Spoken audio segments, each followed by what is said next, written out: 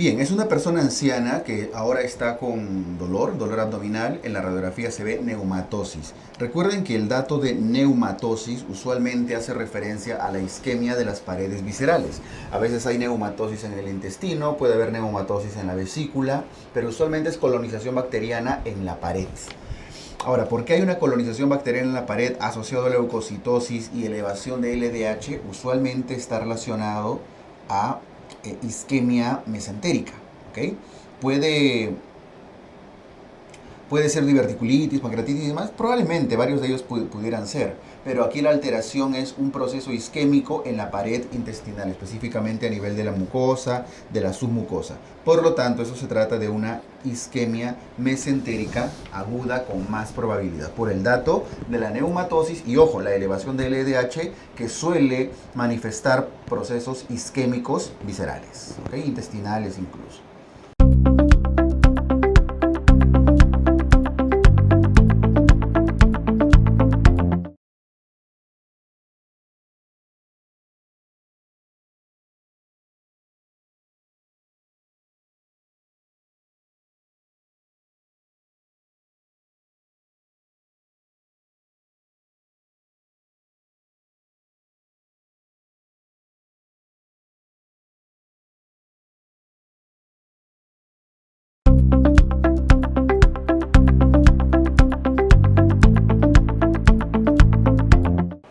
¿Cuál es el nivel de isquemia intestinal que alcanza una obstrucción aguda de la arteria mesentérica superior? La arteria mesentérica superior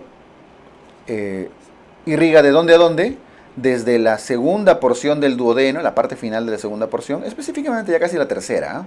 Vamos a poner tercera. Tercera, cuarta porción del duodeno, todo el yeyuno, todo el ilion, el ciego, incluyendo el apéndice, el colon ascendente y el colon transverso hasta los 2/3 proximales. Todo eso es territorio de irrigación de la mesentérica superior. Y luego, a partir del tercio distal del colon transverso, ya viene la mesentérica inferior.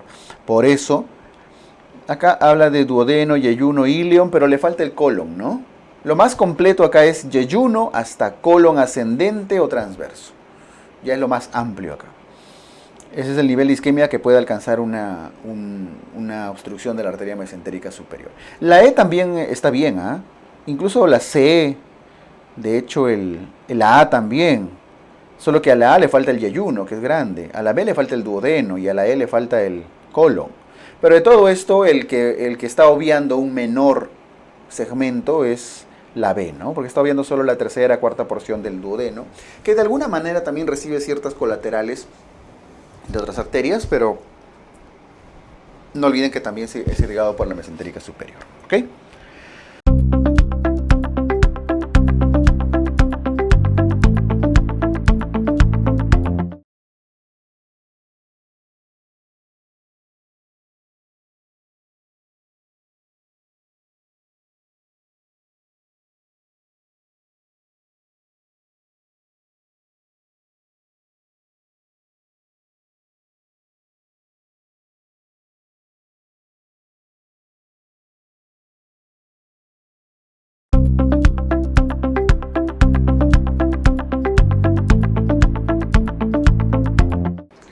Las arterias suprarrenales superiores proceden de la suprarrenal o adrenal, recibe irrigación de 3 lados.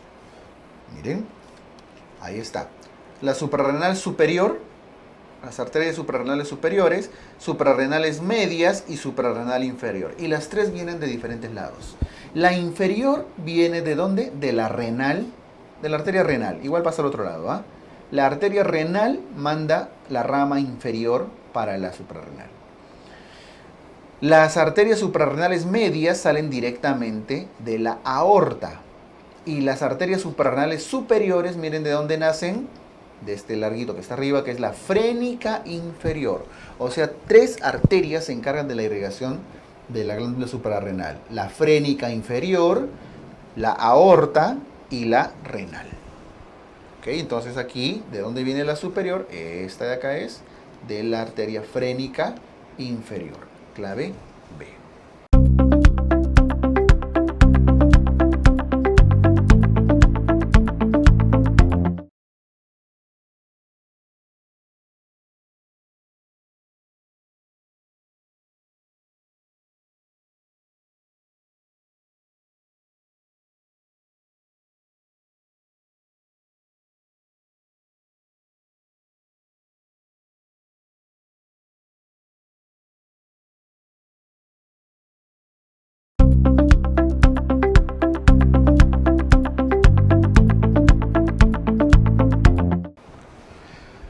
gestante de 35 semanas, ¿no? Que tiene dolor abdominal intenso, tiene anorexia, tiene náuseas, tiene vómitos, tiene anorexia, tiene náuseas, tiene alza térmica, ya está subiendo, útero grávido, no hay contracciones, dolor en el cuadrante superior derecho y resistencia muscular, ¿cierto? Laboratorio, hemoglobina, tiene leucocitosis, tiene desviación izquierda, ¿no? Hay 5% de bastones. ¿Cuál es el diagnóstico más probable? Tiene dolor en el cuadrante superior derecho. Como dice dolor en el cuadrante superior derecho, nos puede hacer pensar en un problema vesicular probablemente. Pero recuerden que ya después de todo ese tiempo de gestación, el apéndice ya no está en su localización común, que es la fosa ilíaca derecha, ya asciende. De hecho, el apéndice en gestantes lo localizamos en flanco derecho o en zona superior, pero de aquí tiene toda la clínica de una apendicitis, ¿verdad? Incluyendo la anorexia y todo. O sea, no habla que es después de una comida ni nada de eso. No habla de síntomas urinarios para pensar en una pielonefritis. Nos falta más información para sospechar en otras cosas. Entonces, acá debemos sospechar de una apendicitis. La moraleja de esta pregunta es que ustedes reconozcan que en gestantes el apéndice no está en la fosa ilíaca derecha y de hecho sigue signos, muchas veces una evolución atípica.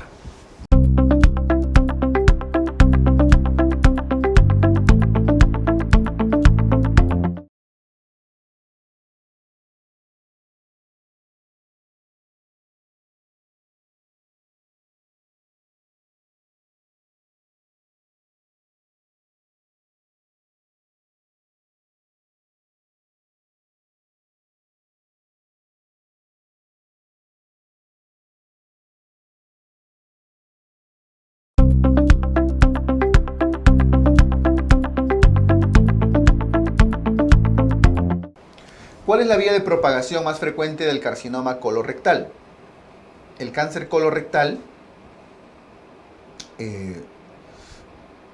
esa pregunta viene con cierta frecuencia y en realidad tiene dos vías de diseminación importantes que son la vía vascular por vía venosa y la vía linfática, además de las diseminaciones por continuidad y demás.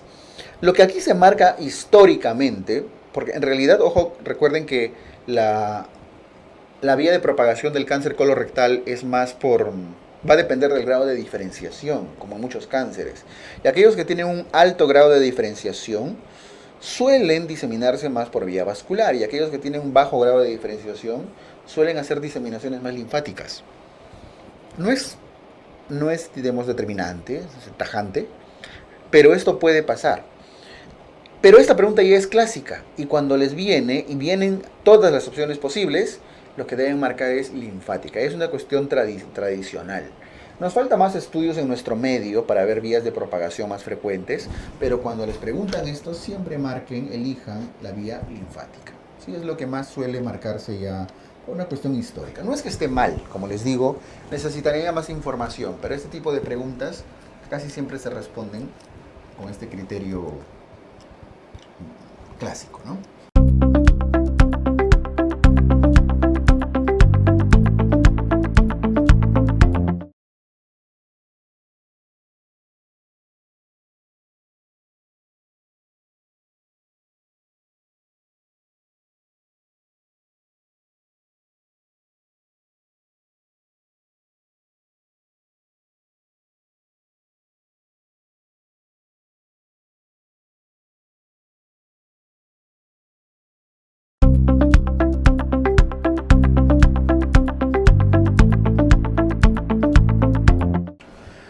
60 años, dolor abdominal, cambio en hábitos defecatorios, distensión abdominal esporádica, tiene pérdida ponderal. En la colonoscopía tiene una lesión tumoral de 4x3 que obstruye parcialmente el lumen del colon izquierdo a 5 centímetros debajo de la flexura esplénica, es decir, está acá. Listo, es una persona de 60 años con antecedentes de familiares de cáncer, ¿no? Ya se está generando obstrucción y encima le encuentran un tumor. Acá está, a 5 centímetros debajo de la del ángulo esplénico. Ahí está, 5 centímetros, ahí está el tumor. ¿Cierto? Que ya le está generando obstrucción, como ven. Crecen de forma anular, ¿no? ¿Cuál es la indicación quirúrgica? Ya nos está hablando de frente por la cirugía, asumiendo que se trata de un cáncer de colon. Si estamos en el lado izquierdo, tenemos que hacer una hemicolectomía del lado izquierdo. No amerita hacer sigmoidectomía porque el problema no está en el sigmoide, está en el colon descendente. Por eso se saca todo el colon izquierdo. Si el tumor hubiera estado antes de la flexura esplénica, también sería hemicolectomía izquierda, pero ampliado hacia la derecha. ¿Ok? Tengan en cuenta eso.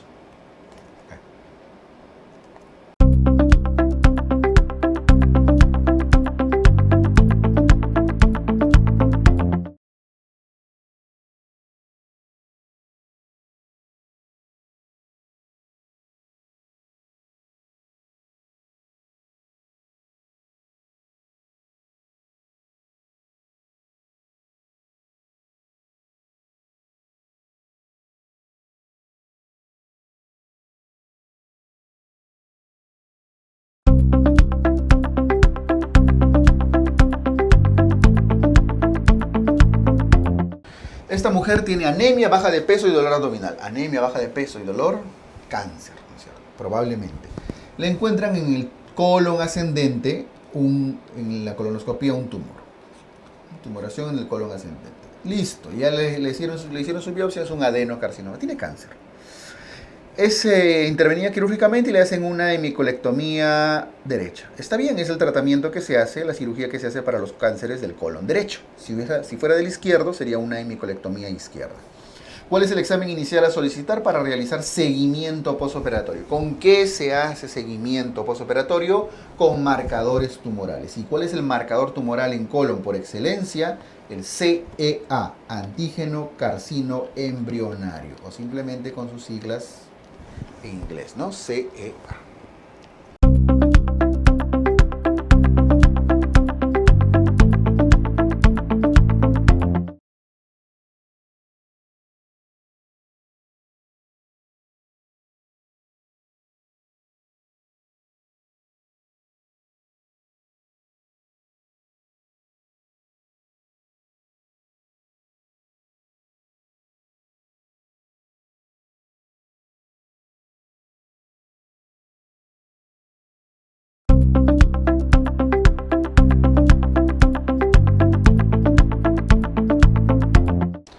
¿Cuál es el síntoma fundamental para el diagnóstico de cáncer de esófago?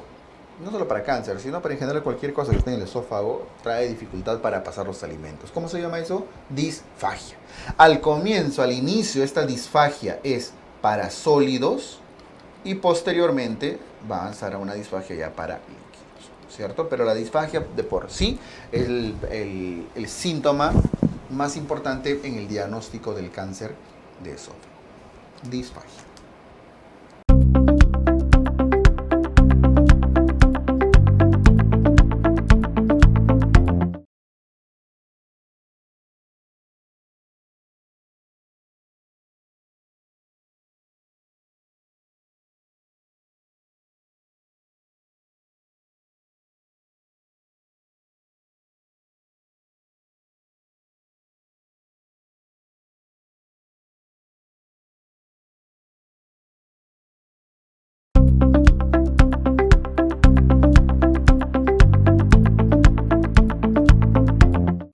Una mujer que tiene una ecografía de control y le encuentran un pólipo de 12 milímetros. Bueno, no dice dónde, ¿no? Pero dado que las claves hablan de colangio, colecisto, colangio, etc., debe ser un pólipo en la vesícula. La vesícula tiene sus pólipos. Hay pólipos de colesterol, que prácticamente es solo bolitas de colesterol. Pero los pólipos de verdad son los pólipos adenomatosos. El problema de los pólipos adenomatosos es que cuando son grandes pueden malignizar, y los que tienen riesgo de malignización son los que tienen más de 1 centímetro, mayor o igual a 1 centímetro, o en todo caso 10 milímetros, que es lo mismo, ¿no? Tiene nuestro pólipo 12 milímetros. Porque el riesgo se incrementa, entonces tiene a esta paciente hay que hacerle una colecistectomía, hay que retirarle la vesícula, y la razón es el riesgo incrementado que tiene de cáncer por el tamaño del pólipo. por lo tanto una colecistectomía laparoscópica.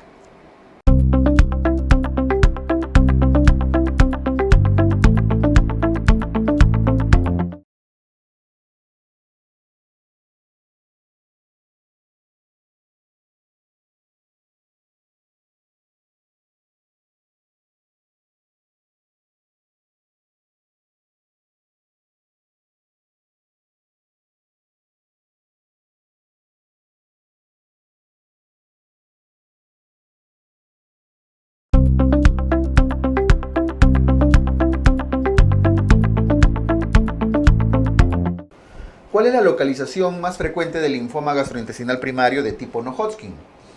Los linfomas gastrointestinales de tipo no-Hodgkin se localizan principalmente en el estómago, ¿no? Y estos son los famosos tumores tipo MALT. ¿A qué se refiere? Tumores de tejido linfoide asociado a mucosas. Usualmente estos tumores ocurren ante la presencia de ¿qué? De Helicobacter pylori, ¿cierto? Es la localización extra ganglionar más frecuente de estos linfomas de tipo no-Hodgkin. El estómago. Los famosos linfomas tipo MALT por Helicobacter pylori. No olviden que estos linfomas no requieren cirugía, no son quirúrgicos, son de manejo médico. Quimioterapia. A diferencia de los adenocarcinomas, que sí suelen requerir conducta quirúrgica.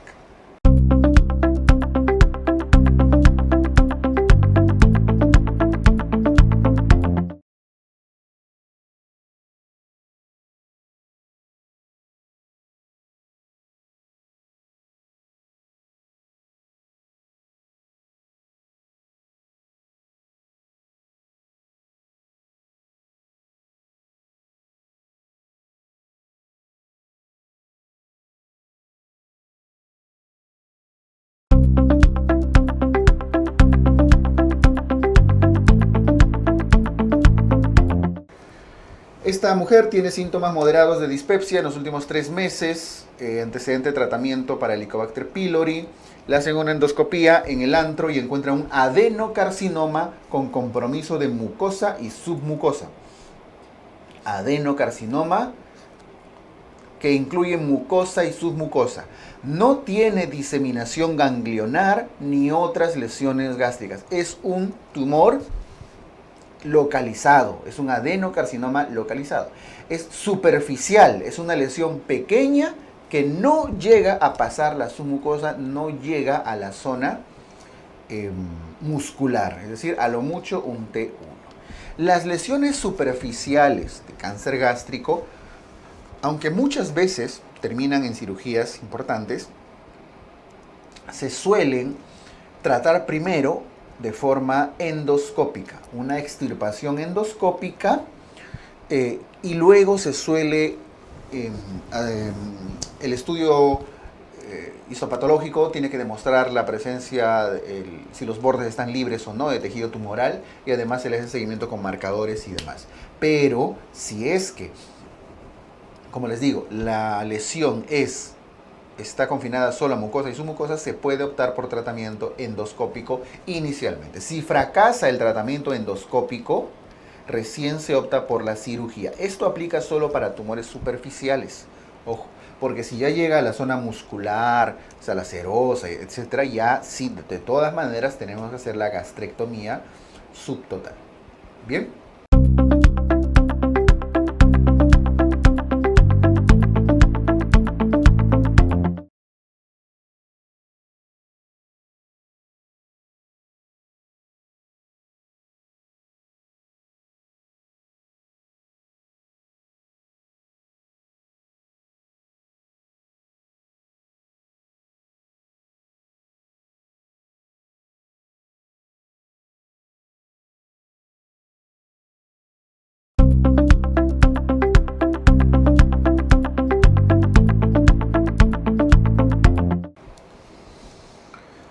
Un varón que tiene una lesión, un cáncer, ¿no? en el antro. Dice, ¿qué tipo de lesión es? Es una lesión prominente. Prominente significa hacia arriba. ¿Qué Bormann es? El Bormann 1, prominente hacia arriba. Polipoide a veces le dicen. El 2 es ulcerado, no es el caso. 3 es ulcerado también con infiltraciones, no es el caso. Y el 4, ni arriba ni abajo, plano, pero solo se infiltra, no es el caso. Aquí el único que coincide con la pregunta, si es una lesión prominente, es el Bormann 1, clave E. Clave E. Bien.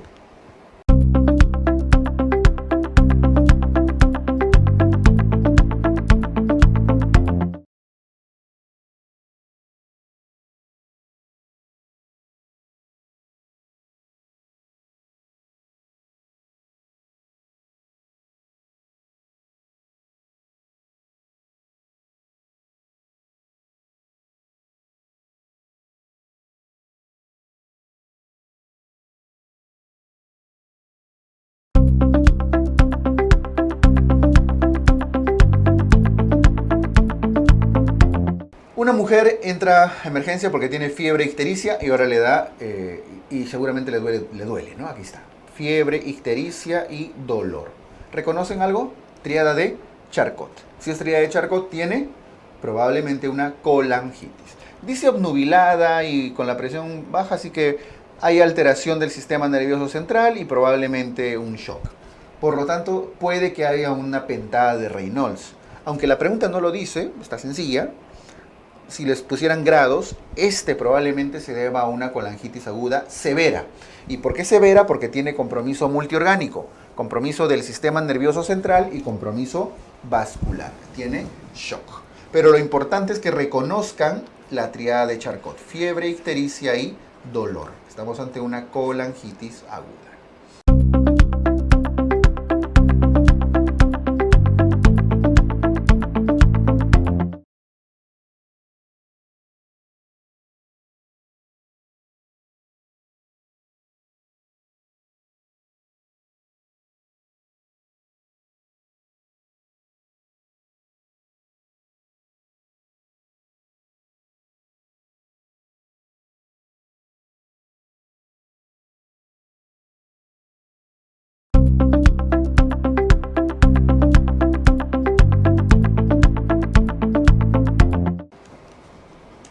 Dice que una mujer, después de una reunión, le agarró un dolor intenso, con el hipocondrio derecho, náuseas y vómitos.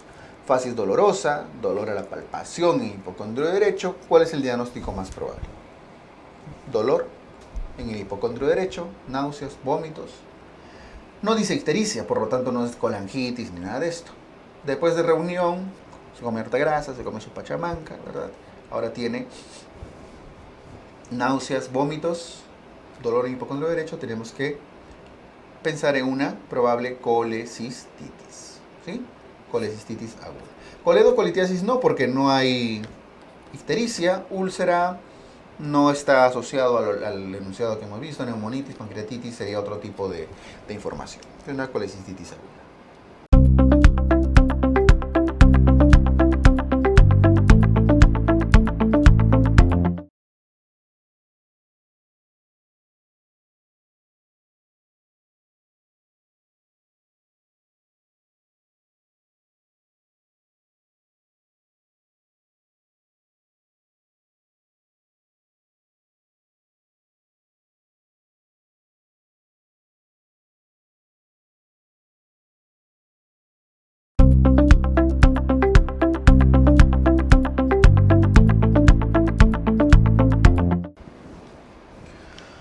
Una mujer de 40 años con dolor tipo coli con epigastrio, hipocondrio derecho. Ahora sí tiene ictericia.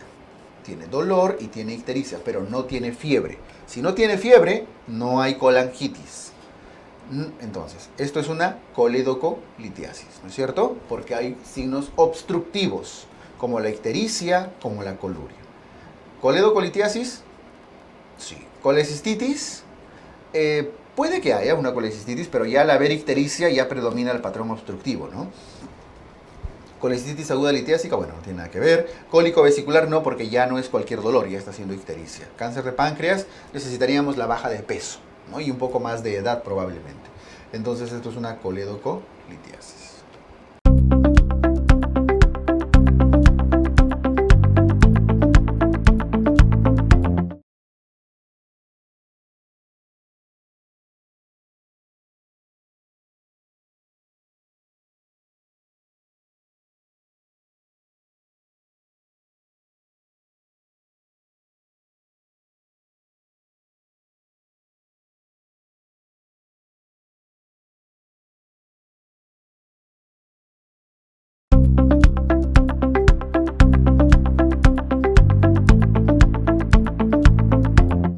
Mujer de 40 años es intervenida quirúrgicamente por colecistitis calculosa. En el posoperatorio continúa con dolor abdominal tipo cólico e ictericia moderada. Le hacen ya le sacaron la vesícula, ¿no? Ahora está ictérica y encuentran un cálculo de 0.8 centímetros. Es un cálculo residual. Tiene elevada la fosfatasa alcalina, la gamma-glutamiltransferasa. No olviden que a estas dos se les conoce como las enzimas colestásicas, porque son las que representan una obstrucción de la vía biliar. Entonces es un cálculo residual. ¿Qué tenemos que hacer?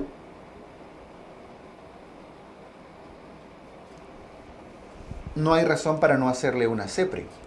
Ahora, si el cálculo fuera demasiado grande, hubiera habido lesión de vía biliar, quién sabe, ya podríamos optar por otro tipo de cirugías, derivaciones y demás. Pero en tanto no haya contraindicaciones, se trata de una colangiografía retrógrada endoscópica.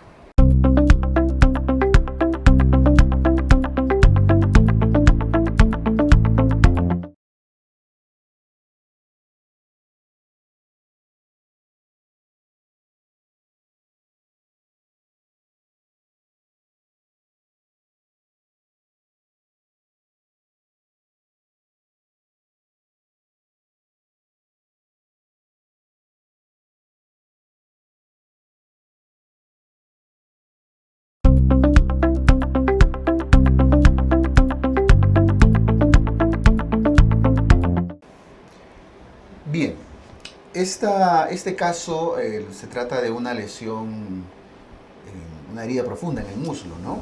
Y tiene fiebre, tiene una herida con flebosis, vesículas de color marrón oscuro y una secreción de agua con aspecto de lavado de carne. Esa suele ser, cuando les hablan de aspecto de lavado de carne, es como si saliera un agua sucia, ¿no?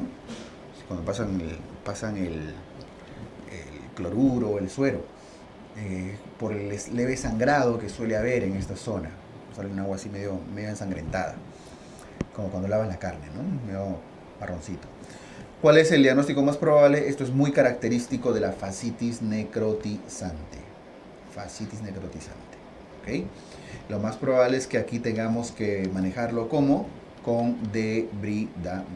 Hay que debridar. Bien.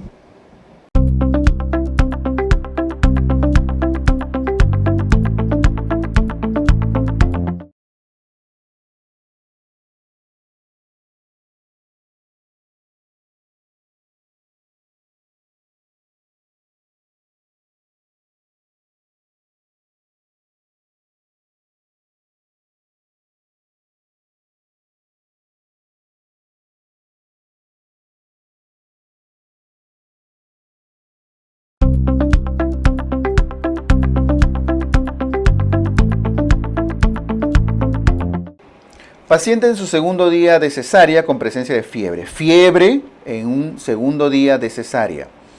Mamas normales, abdomen blando depresible, no doloroso, etc.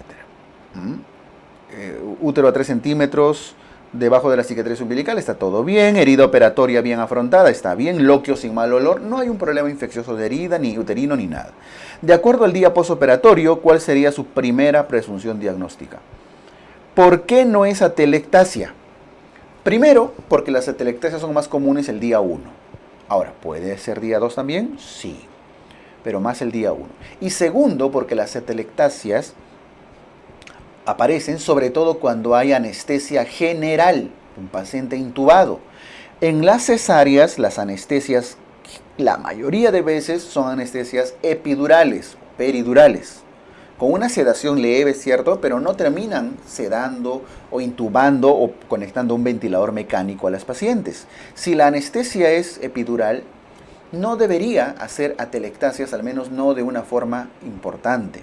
Entonces, si estamos en un segundo día con bajo riesgo de atelectasia, lo que también ocurre en los segundos días son neumonías o a veces infecciones del tracto urinario. ¿Okay? Por eso hemos descartado atelectasia, por el tipo de cirugía que se le está haciendo, el tipo de anestesia, o al menos alejamos la posibilidad, de infección de herida operatoria porque estamos en el segundo día. No olviden que la infección de herida es del cuarto día en adelante. Entonces, primer día, atelectasia. Segundo día, infecciones del tracto urinario. Causa de fiebre, Tercer día, flebitis, zona de inserción del catéter se infecta. Y cuarto día en adelante, infección de sitio operatorio.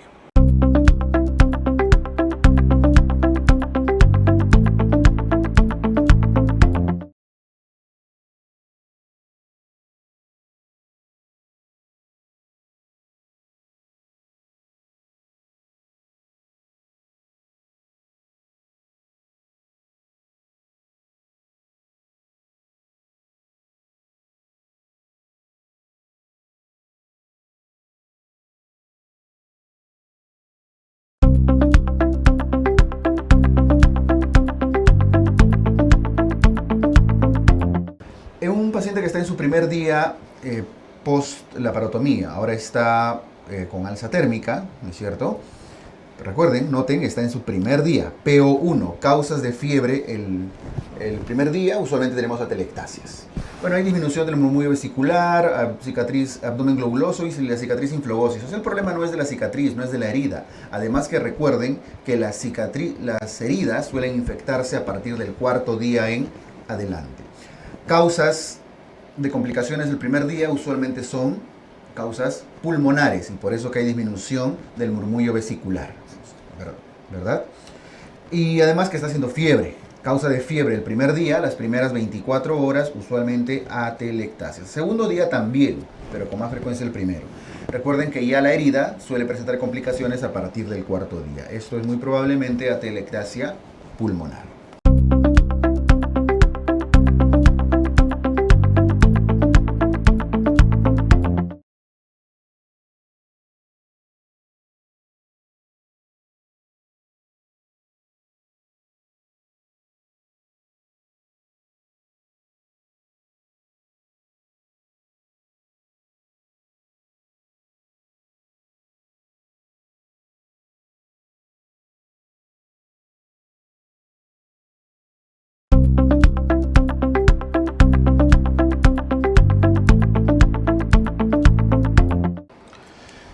¿Qué escala se usa en la enfermedad diverticular? En la diverticulitis. ¿Charcot? No, Charcot es para colangitis, ¿no? Colangitis, miricies, ni siquiera es una escala. Bueno, sí, pero se usa más para ver complicaciones de la colecistitis. Alvarado es para apendicitis, etc. Hinchey es la que usamos para diverticulitis, ¿no? Ahí están los grados, que en su teoría lo ven, 0, 1, 2, 3, 4.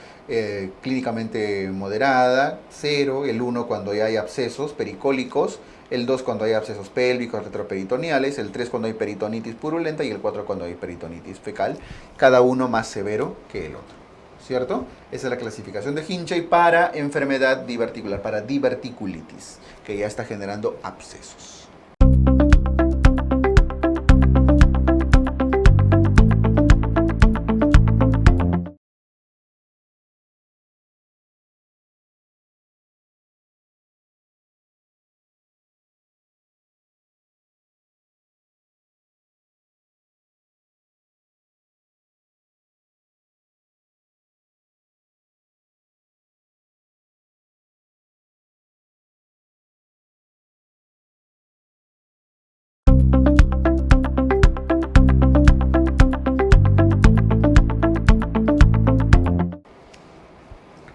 ...42 años, entra con diagnóstico de peritonitis generalizada por apendicitis aguda. ¿Está? Tiene peritonitis, ¿no? Encuentran líquido purulento en toda la cavidad abdominal. El apéndice está perforado con compromiso del ciego. Miren, ¿ah? Es una peritonitis y hay compromiso de la base, hay compromiso del ciego. O sea, fue bien feo, ¿no? Y el colon ascendente, por lo que se le realizó hemicolectomía, terminaron sacándole el colon derecho. ¿Que una apendicitis puede terminar en una colectomía? Sí, sobre todo cuando el ciego se compromete. Entonces, lo que han hecho es algo así. Todo había empezado en el apéndice, seguramente fue a la farmacia, le dieron antibióticos, le dijeron anda a tu casa, no pasa nada, ¿cierto? Se hizo un hueco el ciego con ya todo el daño del apéndice, y en estos casos lo que se tiene que hacer es seccionar a nivel del ilion y sacar todo esto. Sacar hasta acá. Todo el hemicolon derecho. Y a veces lo unen ahí mismo, pero como hubo peritonitis se termina ostomizando el ilion. Bueno, al final es toda una historia solo para decir que le han hecho una ileostomía. La pregunta no tiene nada que ver con el antecedente. Dicen, en el posoperatorio se observa que todo el borde de la ileostomía se ha necrosado. O sea, este estoma que estoy mostrando con flecha se necrosó. Pudieron haberle hecho el estoma por cualquier otra causa, ¿no? Una obstrucción, un vólvulo, qué sé yo, tantas cosas, tantas razones, un cáncer. Pero en este caso les han puesto apendicitis. La pregunta es por qué se necrosó el estoma, el borde del ileostoma. Se necrosa porque lo ajustan mucho, porque crean un defecto facial muy apretado. La fascia donde hacen el orificio para que salga el estoma, lo aprietan mucho, lo ajusta y lo necrosa. Muy holgado no, pues no tiene sentido, ¿no? Al revés. Falta de fijación, hipotensión sostenida. Puede ser por hipotensión, ¿ah? Sí puede ser. Recuerden que estos pacientes usualmente están en shock, hay vasoconstricción periférica y pueden necrosarse muchas cosas periféricas, ¿no? Incluso las manos, las extremidades, los pies. Terminan en amputaciones a veces. Sí puede ser. Pero lo más común de si se ha necrosado solo el estómago es porque lo han ajustado. Entonces, creación de defecto facial muy apretado.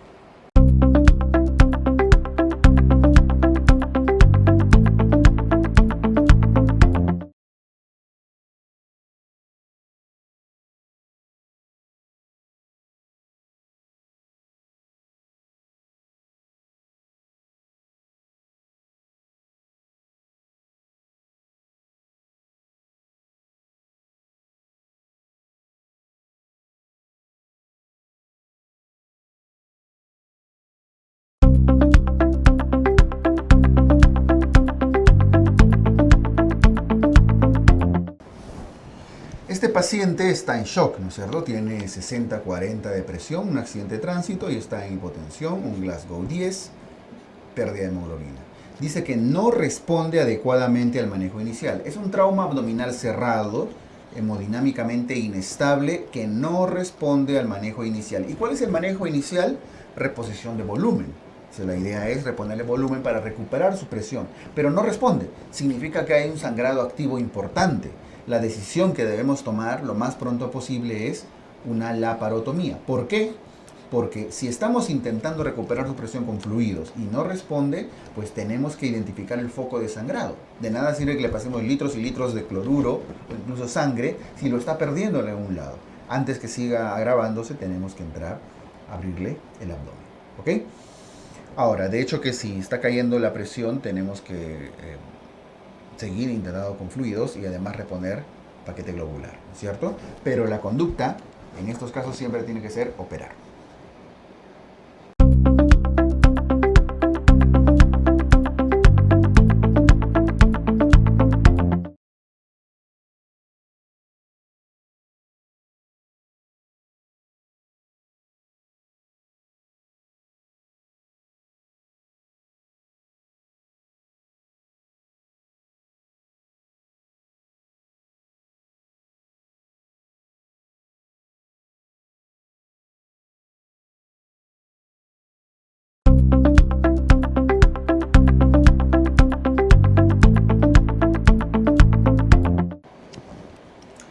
Este obrero le aplastó una pared, lo llevan a emergencia porque le aplastó una pared, está en shock, es inestable, taquicárdico, está en shock. Glasgow 7, ¿no? Está en un TEC severo. Múltiples equimosis, posibles pupilas isocóricas fotorreactivas. En este contexto, para explicar la hipotensión, qué debemos descartar? De todas estas, ¿cuál explicaría la hipotensión? Si bien es probable que haya un hematoma intracerebral que esté generándole el Glasgow 7 y demás, sí, o sea, sí es probable que haya, no explicaría del todo una hipotensión, salvo por una reacción neurológica, ¿no es cierto? Pero lo más probable es que estemos ante una hemorragia abdominal, hay una pérdida masiva de sangre y el shock lo está llevando a la pérdida de conciencia y demás. Bien, un trauma abdominal cerrado probablemente.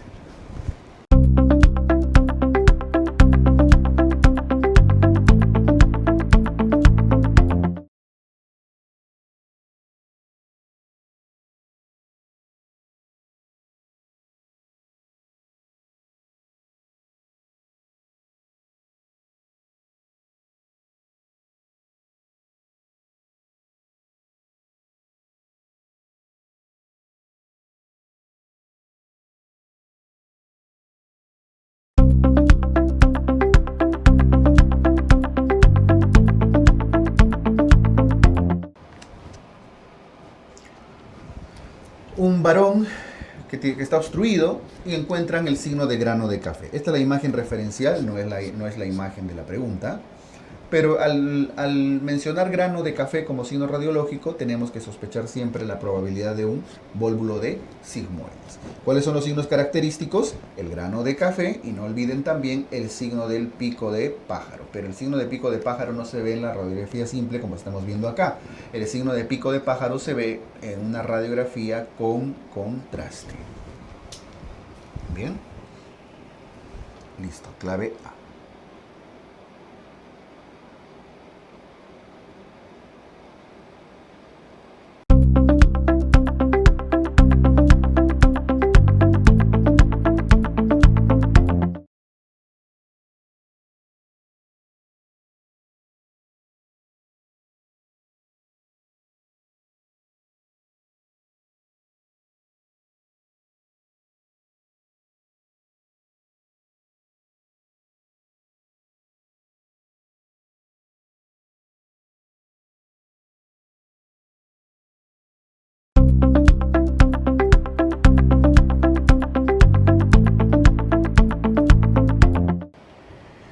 Esta mujer tiene 78 años, es una anciana que le llevan en emergencia por dolor en la fosa ilíaca izquierda. Listo, dolor en fosa ilíaca izquierda en personas mayores, ¿en qué tenemos que pensar siempre? Probable enfermedad diverticular. Vamos a ver, va. Tiene fiebre, tiene vómitos, ¿sí? Dolor en fosa ilíaca izquierda. Al examen, dolor de fosa ilíaca, nuevamente habla del dolor izquierdo con defensa y descompresión positiva, quiere decir que está medio peritoneal, ¿no es cierto? ¿Puede ser litiasis? Sí puede ser. ¿Una infección urinaria? Sí puede ser. Pero, el estar completamente localizado en la fosa ilíaca izquierda, el estar asociado a peritonismo, a la descompresión, etcétera, hace que debamos sospechar con más probabilidad en una diverticulitis aguda. ¿Sí? Siempre. Ya para pensar en ITU ya tendríamos que tener más datos de disuria, molestias al orinar, etcétera. Clave A.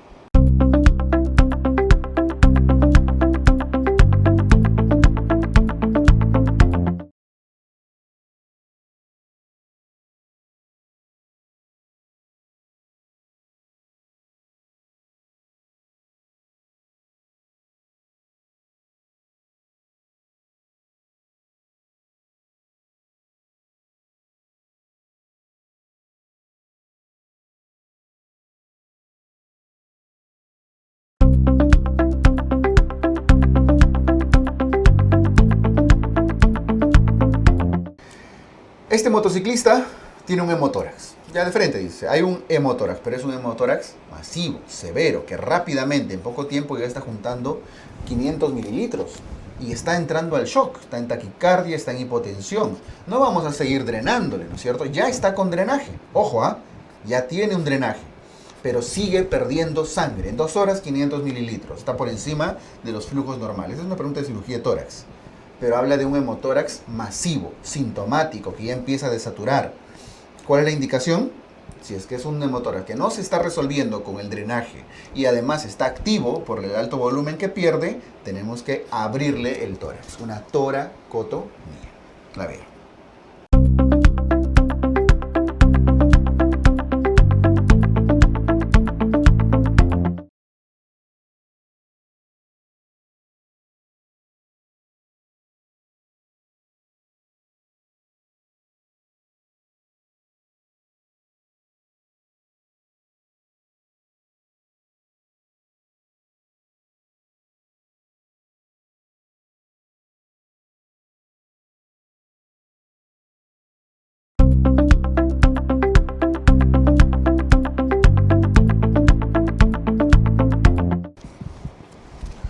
Un varón sin antecedentes dice que no puede hacer reposiciones y que tiene el abdomen hinchado. Encuentran el abdomen distendido y timpánico. ¿Qué sospechan? Un anciano que tiene el abdomen hinchado, está distendido. Sospechamos una obstrucción intestinal. ¿Cuál es el siguiente paso en el proceso de atención que tenemos que tomar? Estudios de imágenes. ¿Por obstrucción intestinal hacemos colonoscopía, tránsito, tomografía? No. Hacemos una radiografía de abdomen simple, de piel. ¿no? Es de pie. El paciente en bipedestación, para ser más exactos. ¿Qué signos vamos a encontrar? Probablemente niveles hidroaéreos, que es de lo más característico cuando exploramos obstrucción intestinal. Bien.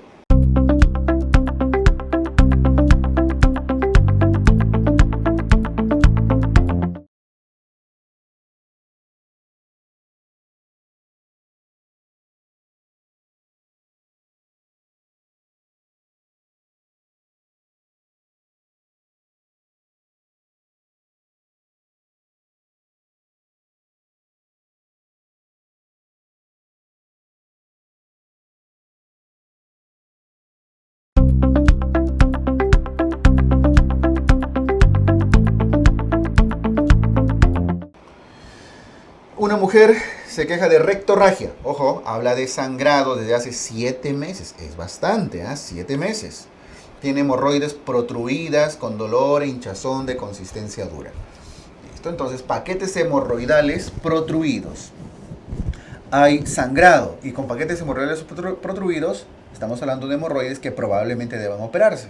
Pero ustedes dirán, pero William, no sabemos qué grado es, no nos dice si se reduce, si no se reduce manualmente. Es cierto, usualmente los que se operan son las hemorroides grado 3, 4. El grado 1 y 2, que son los que tenemos acá arriba, 1 y 2, no suelen operarse, al menos no de primera instancia, suelen optarse por otro tipo de procedimientos. 3 y 4 sí, pero esta es una paciente que sangra desde hace 7 meses. Y está con dolor, es sintomático. No basta simplemente con quemarlos, cauterizarlos, tenemos que retirar. Se ha cronificado y le está generando mucho dolor y de consistencia dura. Tenemos que retirar esos paquetes hemorroidales, hemorroidectomía. Si solo fuera el problema del sangradito, entonces probablemente vamos a optar por fotocoagulación, quizá ligaduras. Pero al ya haber protrusión, que le duele y se pone duro, estamos llegando incluso acercándonos a una trombosis. Entonces debe operarse cuanto antes. Hemorroidectomía.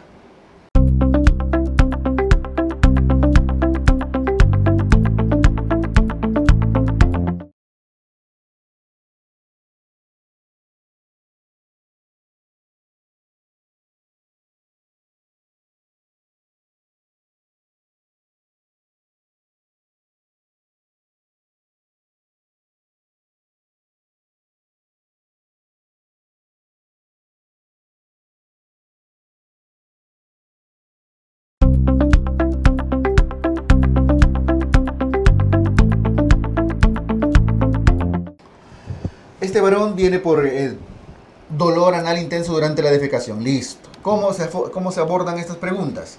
Si solo sangra, hemorroides. Si le duele al defecar, es una fisura. Y eso ya les dio la respuesta.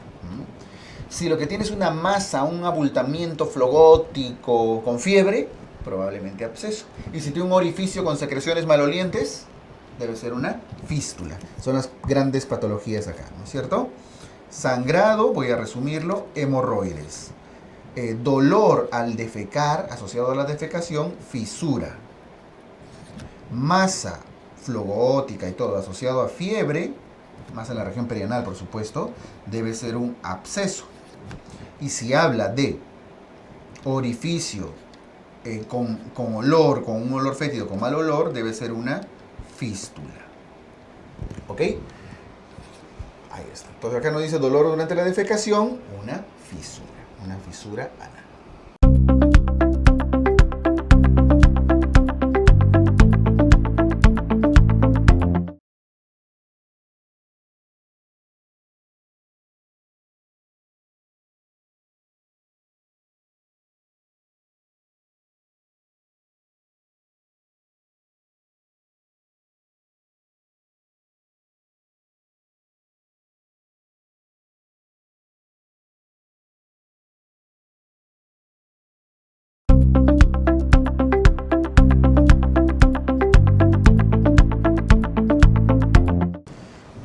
A esta mujer la operaron hace 4 años por colelitiasis. Ya está operada, ya no tiene vesícula porque la han colecistectomizado.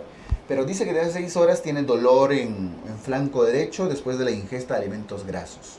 dolor cólico, elevación de fosfatasa alcalina y miren, le encuentran un cálculo de 1 centímetro, una esferita seguro, de 1 por 1 en el colédoco. Probablemente sea un cálculo residual, y digo probablemente porque el tiempo hasta el cual se suele pensar en cálculos residuales es hasta 2 años post cirugía. Ahora, aquí dice 4, no significa, entonces ustedes dirán, pero hace 4 años ya no es un cálculo residual secundario, sino un cálculo primario, ahí se formó. Es probable, es muy probable, pero esa no es la pregunta. El tema está, si ya la ecografía identificó un cálculo, ¿qué hay que hacer? Hay que retirar el cálculo. ¿Y cómo se retiran los cálculos? Con CEPRE. ¿Y cuál es la forma como podemos describir CEPRE? CEPRE es una endoscopía, colangiopancreato retroendoscopía, ¿no? O colangiopancreatografía retrógrada endoscópica, como está acá también. O una papiloesfinterotomía, diferentes formas de enfocar el tema. Al final es una CEPRE, ¿cierto? Confirman el diagnóstico y ahí mismo extraen el cálculo. Usualmente hasta 18 milímetros en promedio, o sea, casi 2 centímetros, se puede retirar por CEPRE. De hecho, es más difícil cuanto más grandes son, pero 1 centímetro de diámetro sí es viable extirparlo o retirarlo por CEPRE.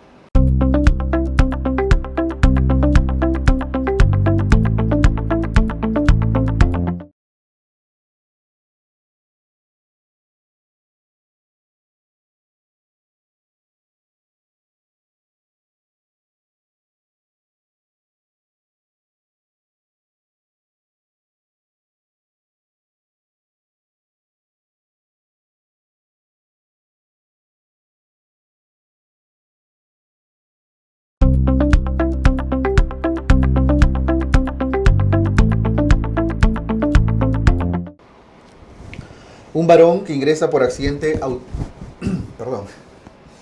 Un varón que ingresa por accidente automovilístico tiene dolor en hemitórax izquierdo y abdomen. Tiene PA 105,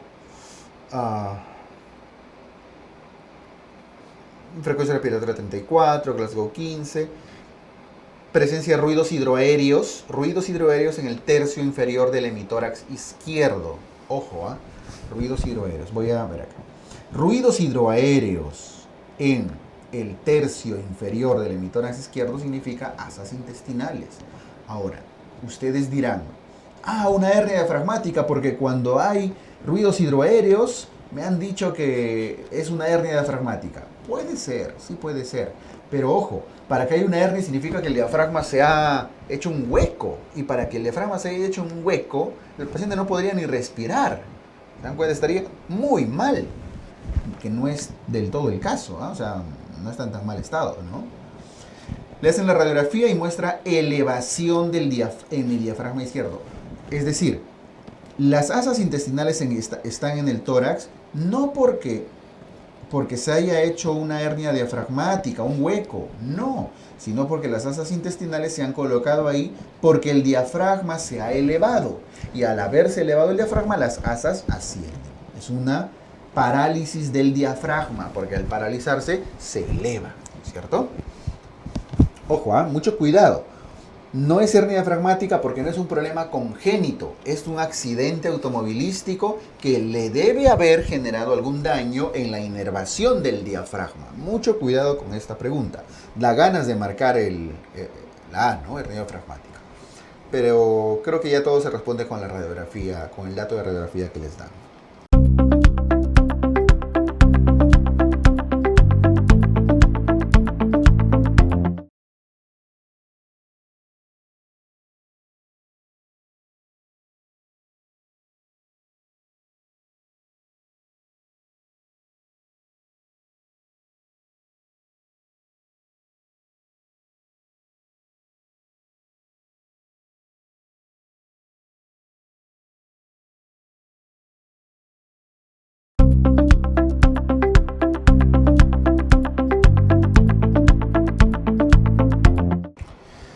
...31 años, viene emergencia porque ha sufrido un accidente automovilístico.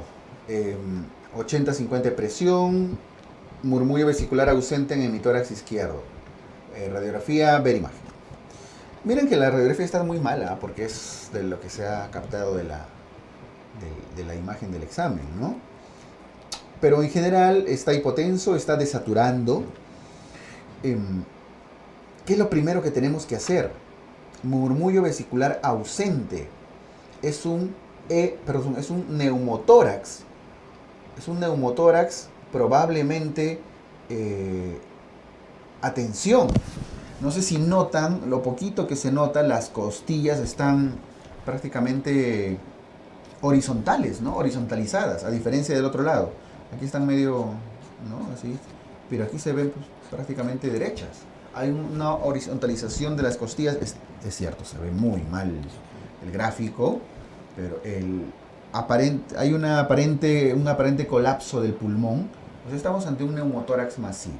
Y como neumotórax masivo, sí se justifica que por qué está con presión arterial baja, por qué está desaturando y miren por qué está con una frecuencia respiratoria de 58. Está jadeando prácticamente porque ya no puede jalar oxígeno, el otro pulmón está tratando de compensar.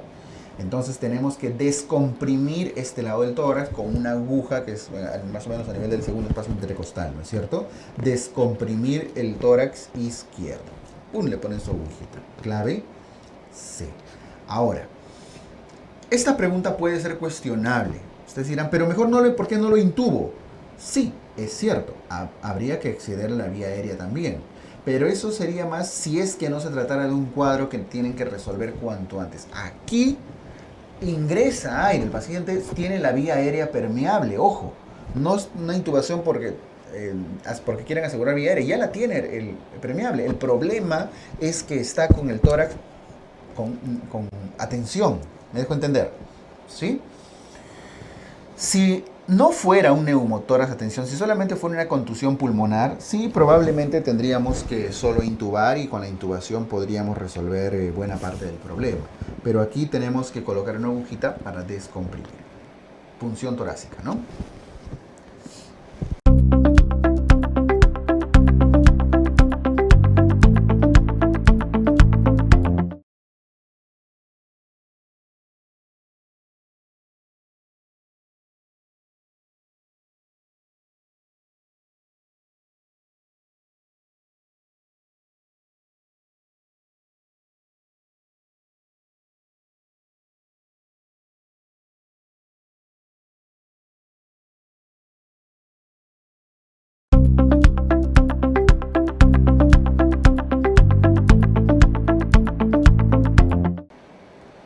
Bien.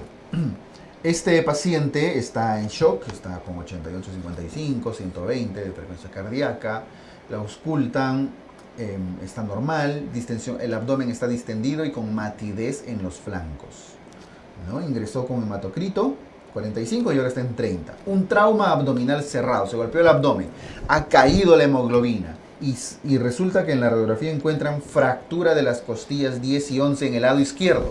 Fractura de las últimas costillas. ¿Qué puede dañar en el lado izquierdo que haga caer la hemoglobina de esa manera, ¿no? El hematocrito de 45 a 30 en 3 horas. Prácticamente 5% del hematocrito cada hora. Estamos hablando de más de un punto de hemoglobina de pérdida cada hora. Lo más probable es que se haya lesionado el vaso, porque el vaso está al lado izquierdo y justamente protegido por las últimas costillas, ¿no?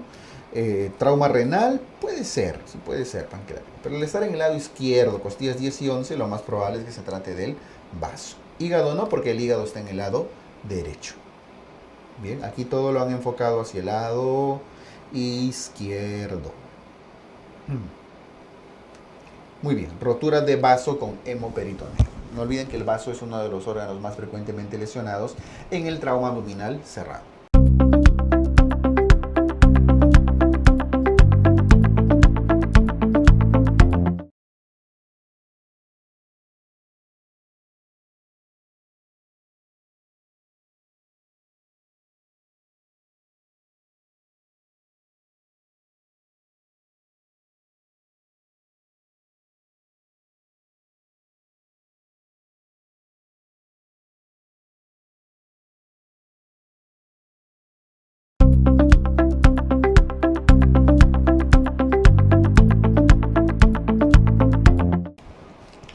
Este adolescente tiene retardo mental, le duele y tiene distensión abdominal, ¿no? al examen está adelgazada, dice, es una adolescente. Cabello escaso, quebradizo y ausente en algunas zonas. El cabello se le para rompiendo, está adelgazado y encima hay zonas que no tiene cabello, ¿no? Y está obstruido, abdomen distendido y tiene una masa en el abdomen superior. Lo más probable es que se esté comiendo sus cabellos. ¿Cómo se llama eso? El besoar. En este caso el tricobesoar, una patología de ciertas personas que se comen su cabellito, se muerden las uñas y prácticamente el cabello se empieza a hacer una bola de pelos, ¿no? en el estómago. Eso se llama besoar. Hay tricobesoar, fármacobesoar, etc. Y en general hace referencia a una especie de cuerpo extraño, ¿no? Que vendría a ser el cabello que no debería estar ahí. Bien, tricobesoar, clavea.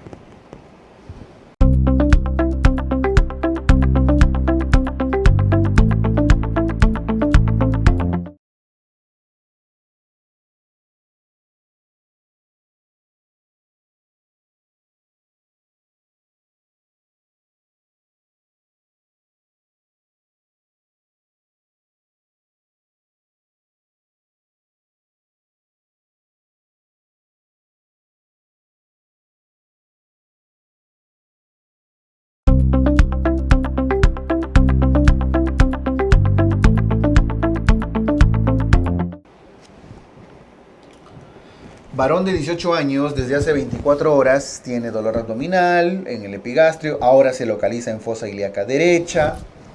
Aquí está, creo que bastante claro, ¿no? Hay migración del dolor, ahora está en fosa ilíaca derecha, tiene fiebre, tiene dolor a la palpación, tiene rebote positivo en fosa ilíaca derecha, leucocitosis, desviación izquierda. Por todos lados es una probable apendicitis, ¿verdad? Incluso le podemos sacar Alvarado, ¿ah? A ver. Dolor en epigastrio, que luego va a la fosa ilíaca derecha, 1 punto por migración. ¿No? Empezó en el epigastrio y ahora va a la fosa ilíaca derecha. Bueno, como se ha localizado en la fosa ilíaca derecha, 2 puntos del dolor en fosa ilíaca derecha.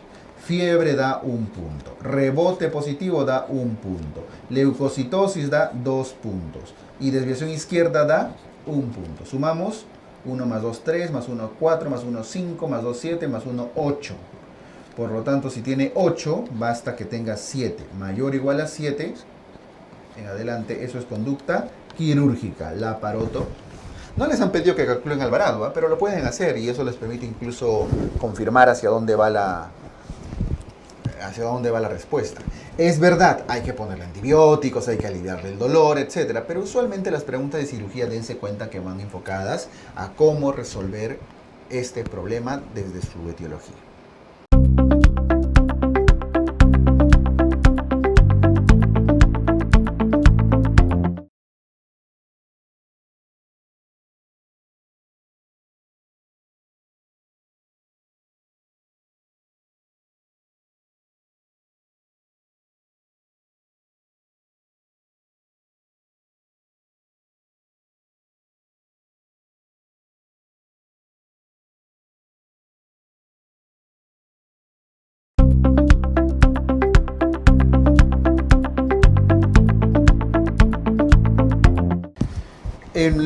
Al servicio de urgencias llega un paciente politraumatizado e inconsciente por un accidente de tránsito. Dice que tiene la cara aplastada, boca, nariz con sangre, crepitación en extremidad. O sea, está bien chancadito, ¿no? ¿Qué hay que hacer? Si se trata de un politraumatizado, deberíamos seguir el ABCDE, ¿no es cierto? El ABCDE. Dice, llega un paciente politraumatizado inconsciente por accidente de tránsito. Cara aplastada, boca y nariz con sangre, deformidad y crepitación en extremidades y sangrado pulsátil por cara medial del brazo. Acá hay 2 problemas. Lo primero que tenemos que hacer es asegurar la vía aérea. Ese es el A. Recuerden, vía aérea, ventilación, circulación, estado neurológico y examen físico general, ¿cierto? Lo primero siempre es vía aérea, más aún si tenemos que la boca y la nariz están con sangre. Si no lo podemos aspirar a solucionar, es muy probable que tengamos que hacer incluso una punción traqueal o una cricotirotomía, algo. Entonces hay que asegurar la vía aérea. Pero tenemos otro problema más. Está sangrando de forma pulsátil. Es una lesión arterial en el brazo. Recuerden que además del ABCDE existe otro concepto actual que incluye en ciertos casos la X. La X hace referencia al extreme sanguíneo, ¿no? Sangrado extremo. Cuando hay sangrados extremos pulsátiles hay que controlarlos y valorar cuál es prioritario. A veces antes incluso que la vía aérea. Si la vía aérea está permeable, lo primero que se suele hacer es control de sangrados. Entonces, control de sangrado e inmovilización de extremidades. Estaba bien lo de controlar sangrado, pero aquí no hay por qué inmovilizar como primera medida, ¿no? Inmediata. Inmovilizar fractura, no. Tomografía, imagínense. Con la D, control del sangrado, sí. Diagnóstico de lesiones intracraneales, en ese momento no. Estamos hablando de la acción inmediata. Asegurar vía aérea permeable, sí. Y además controlar el sangrado arterial, sí. La X y la A, siempre y cuando haya situaciones como esta, que les están mencionando un sangrado pulsátil. Aquí en esta pregunta súper actual se demuestra, y claramente se los dice, la importancia de reconocer que hay un sangrado extremo, un sangrado pulsátil. ¿Clave?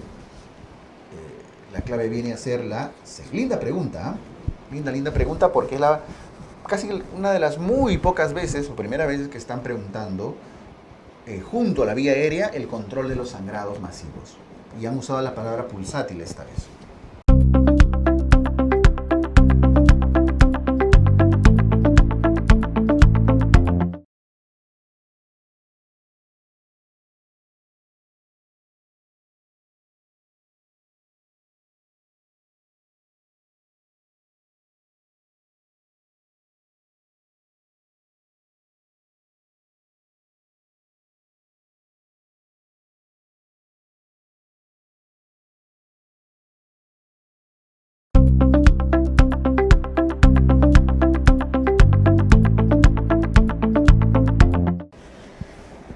Bien, este albañil tiene una hernia. Ya desde el momento que les dicen hernia inguinoescrotal, ya debemos sospechar en hernia inguinal indirecta, porque las indirectas son las que llegan hasta el escroto, ¿no? Tiene una tumoración blanda de 5 centímetros, no le duele, Valsalva positivo, Coley negativo. Valsalva sí lo conocen porque es la maniobra que ocurre cuando empuja, ¿no? Aumentan la presión intraabdominal, hace empujo, una tos o algo y protruye la hernia con más intensidad. Pero Coley, ¿a qué se refiere? La maniobra de Coley hace referencia a que en el examen físico,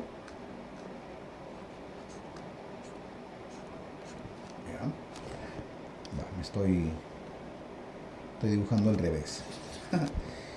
En la zona inguinal, acá está la zona inguinal, ¿no? Ya está. Hay un anillo inguinal, ¿cierto? Profundo y uno superficial, ¿verdad? En la maniobra de Coley lo que se hace es con los deditos se comprime, se presiona el anillo inguinal profundo. Si al presionar el anillo inguinal profundo, sellarlo, presionarlo con el dedo, le dicen al paciente, puja, y protruye una hernia, significa que la hernia es directa, ¿cierto? Sale por dentro de los vasos epigástricos inferiores. Pero si al protruir el anillo inguinal profundo no sale ninguna hernia, significa que salía por ese anillo, que lo han protruido. Entonces, Coley negativo significa eso. Presionan el anillo inguinal profundo y no sale ninguna hernia. Significa que la hernia salía justo por ese orificio que han sellado. ¿Por quién sale por el anillo inguinal profundo? La hernia inguinal indirecta. ¿Sí?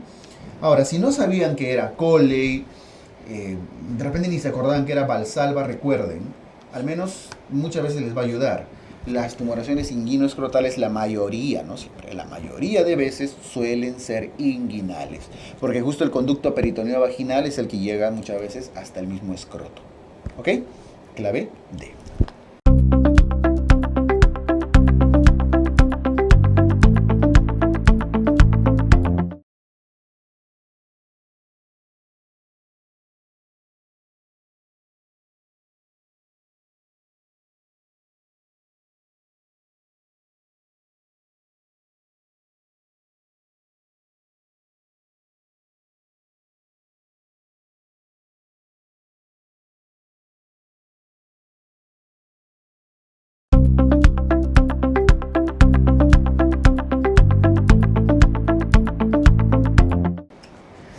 Esta paciente tiene una tumoración en la región femoral, ¿no es cierto? Una tumoración violácea de 5 centímetros, no es muy pequeña, en la región femoral. Si ya está violácea, no se puede reducir y además trae complicaciones obstructivas, lo más probable es que sea una hernia crural, una hernia femoral, ¿ok? Pero no es cualquier hernia, no está encarcerada, perdón, no solamente está encarcerada, es una hernia que está estrangulada, hernia crural con estrangulamiento. Clave D. Recuerden que estos casos, los casos de hernias estranguladas, usualmente se manifiestan así con masas violáceas bastante dolorosas, que a veces están asociadas a elevación de los leucocitos y a elevación de la temperatura, a fiebre. Es una hernia crural estrangulada, requiere cirugía urgente.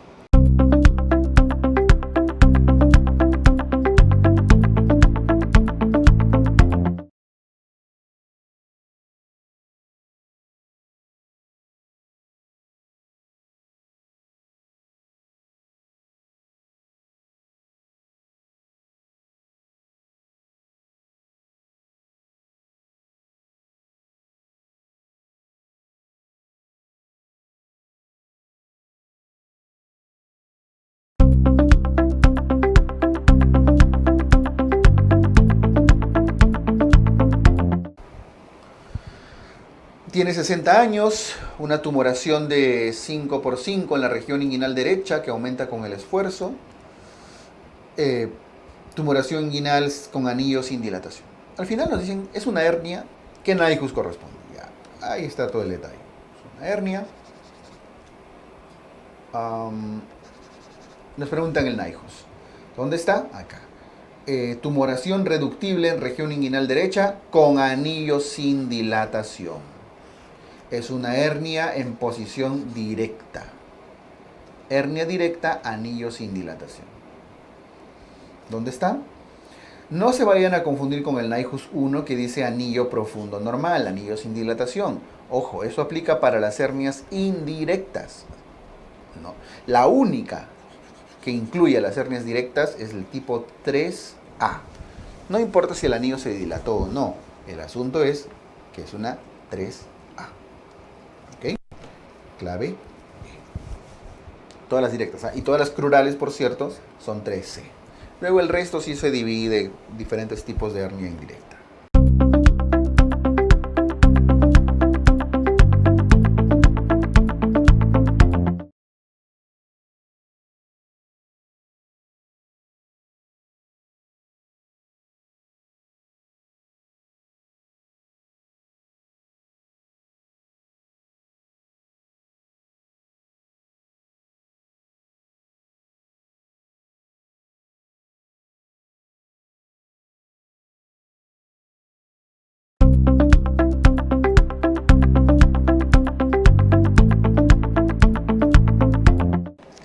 Este varón dice que tiene llenura precoz, de disminución de peso y distensión abdominal. Tiene una adenopatía supraclavicular izquierda, que debe ser un ganglio de Virchow, ¿no? Adenopatía supraclavicular izquierda, ganglio de Virchow, de consistencia pétrea, abdomen globuloso, signo de elevado positivo, anemia. Tienen un ganglio en la zona clavicular, tienen anemia, tienen baja de peso, tienen llenura precoz, tienen distensión. Por todos lados les están diciendo que es un probable cáncer gástrico. ¿Y qué tenemos que hacer para diagnosticar ese probable cáncer gástrico? Una endoscopía. Endoscopía digestiva alta. Clave C.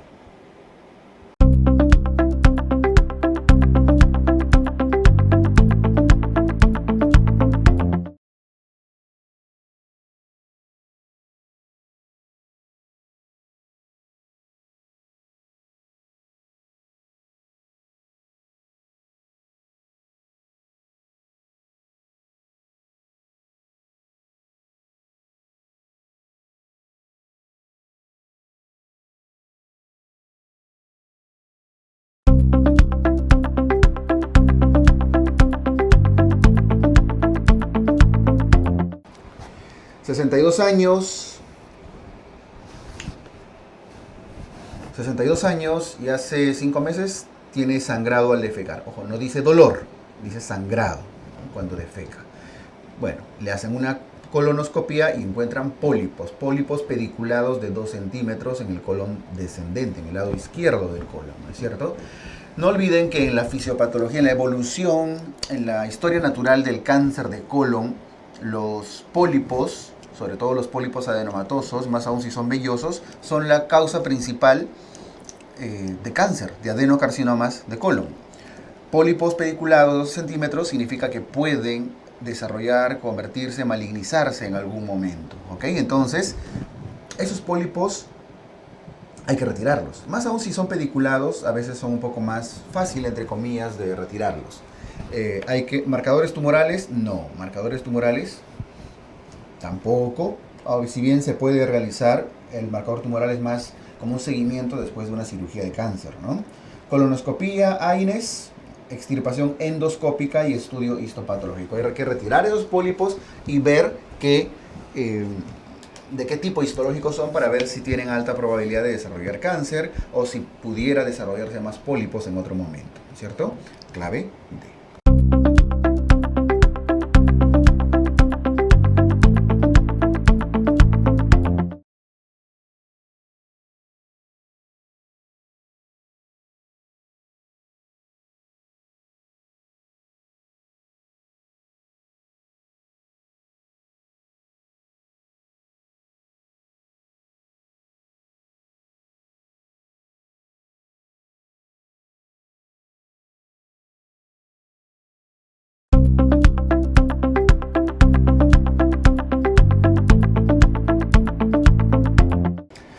Un varón que tiene una baja de peso, ¿no? 60 años, y el problema está en el epigastrio, con dolor en el epigastrio, irradiación a la espalda. No olviden que usualmente los dolores en el epigastrio que van hacia la espalda, a veces en forma de cinturón, muchas veces están relacionados a problemas pancreáticos, ¿cierto? Más aún si está asociado a ictericia, prurito, coluria, acolia, etc. Los problemas pancreáticos casi siempre tienen esta clínica. ¿Cuál es el marcador que debemos pensar si es que hay un problema pancreático, un cáncer de páncreas? CA19.9. De estos deben recordar alfa-fetoproteína, está relacionado al cáncer de hígado, y el antígeno carcino embrionario, CEA, está asociado al cáncer de colon. La elevación de estos marcadores usualmente se usa la medición de estos marcadores se usa para ver evolución de la enfermedad, pronóstico, etc. ¿Okay? Recuerden también la triada clásica del cáncer de páncreas, que es más frecuente a nivel de la cabeza. ¿Cuál es la triada del cáncer de páncreas? Dolor, en epigastrio, hipocondrio derecho a veces, ictericia y baja de peso, de los cuales el más precoz, el que suele aparecer antes que cualquiera, suele ser la baja de peso, sobre todo en páncreas.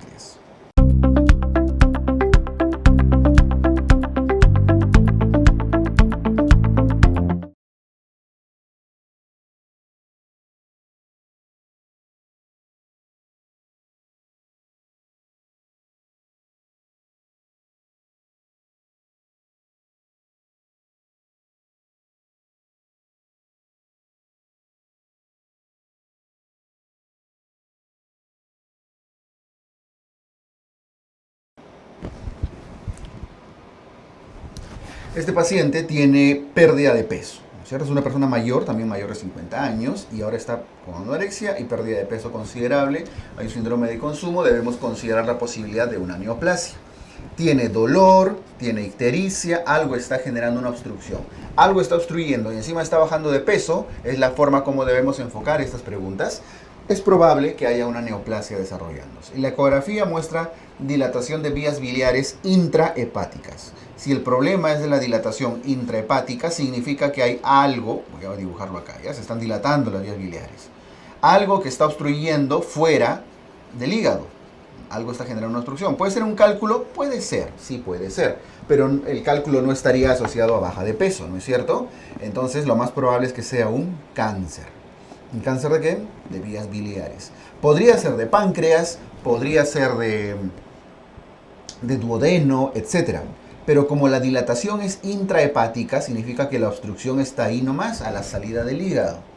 Porque si la obstrucción fuera más distal a nivel del páncreas, probablemente también se dilataría el colédoco, el hepático común, la vía biliar extrahepática. Entonces es un cáncer de vía biliar, incluso podemos decir proximal. Cáncer de vías biliares proximales. Quizá un tumor de Klatskin, tal vez. ¿Ok? La clave A sí puede ser, hay una estenosis de la vía biliar, pero al ser benigno, quizá no esté muy relacionado con la baja de peso.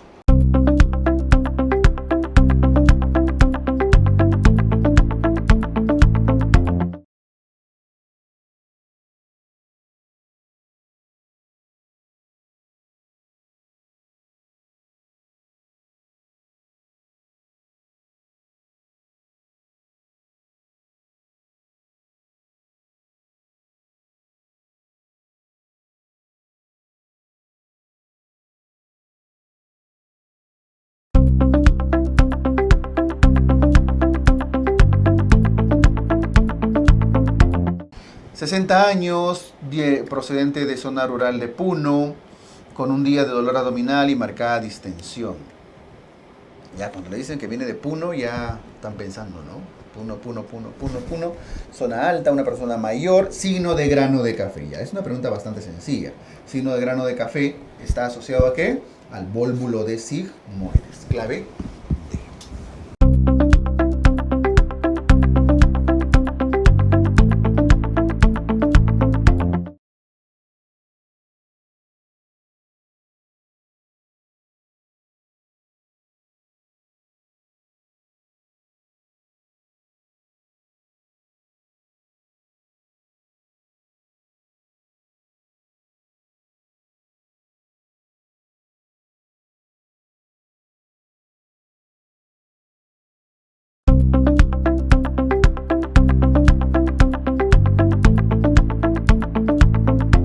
¿30 años?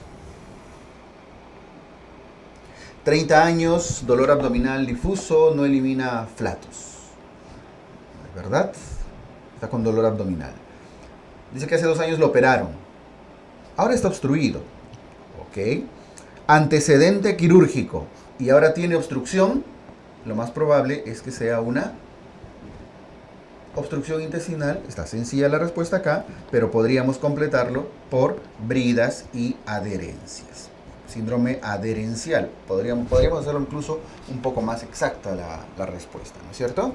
Habiendo pasado ya 2 años, sí es probable que hayan quedado adherencias que estén generando obstrucción.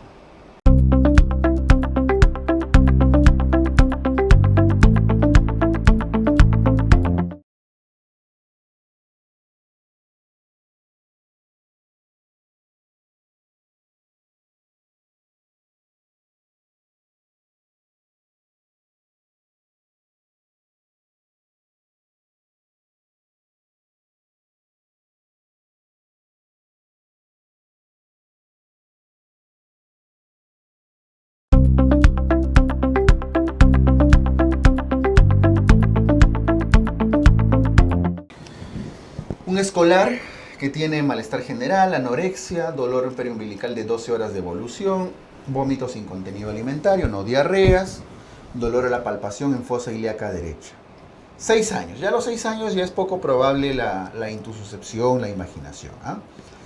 Dolor abdominal periumbilical que después va a la fosa ilíaca derecha. Hay migración, puede ser apendicitis.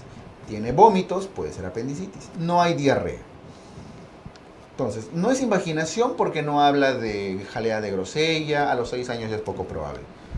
No es enterocolitis porque no habla de diarreas. Aunque no toda la enterocolitis va con diarrea, ¿no? Pero igual, o sea, estamos en un examen que les toma lo más frecuente. No es diverticulitis porque no es del lado izquierdo. Así que por todos lados es una apendicitis aguda. Pregunta sencilla, ¿cierto? Esa es la típica pregunta que muchas veces les hace sentir qué raro, ¿no? Se ve muy fácil. ¿Cómo va a ser tan fácil esta pregunta, verdad? Algo debe estar mal, ¿no? Pero de repente hay mal rotación, no vaya a ser que esté en el lado derecho, sí, el apéndice es del lado derecho, pero si está mal rotado puede estar en el izquierdo. Empiezan a alucinar. Dicen, no puede ser tan sencilla, la vida no me ha sido fácil nunca, menos ahora, ¿por qué? Entonces, chicos, recomendación, no le busquen la quinta patita al gato. ¿verdad? Si la pregunta es fácil o les parece fácil, es fácil y márquenlo como lo que es fácil, sencillo. Porque de hecho el 60% en promedio de un examen suelen ser preguntas sencillas. Así que no le tengan miedo a ese tipo de preguntas.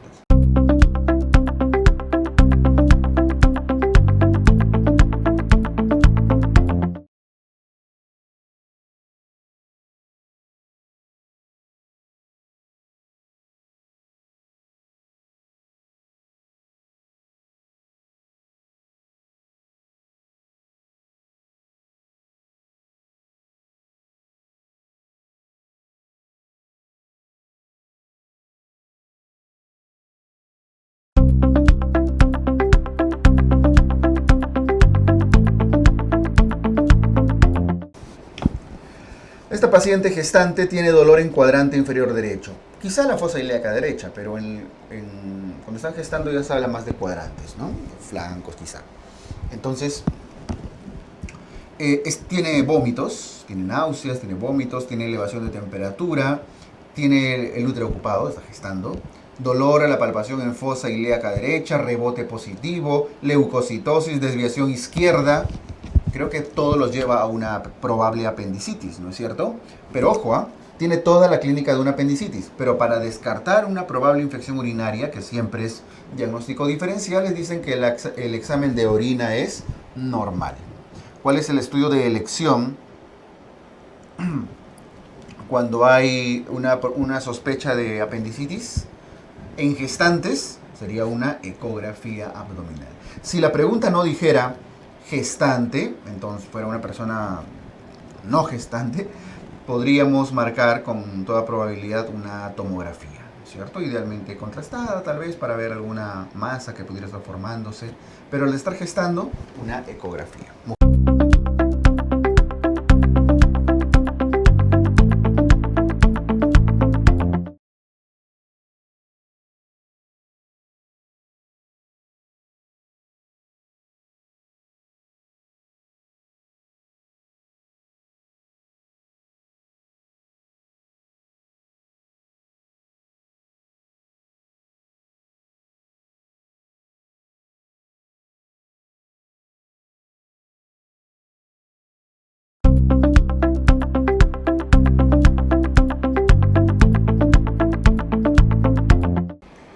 Varón de 80 años y tiene dolor periumbilical de hace 2 días, ahora tiene fiebre. Bien. Tiene obstrucción intestinal, abdomen distendido, ruidos irritantes ausentes, dolor en fosa ilíaca derecha, ROPSIN positivo, por todos lados, ¿no? Leucocitosis con desviación izquierda, un examen de orina casi normal, por todos lados esto es una probable apendicitis, ¿cierto?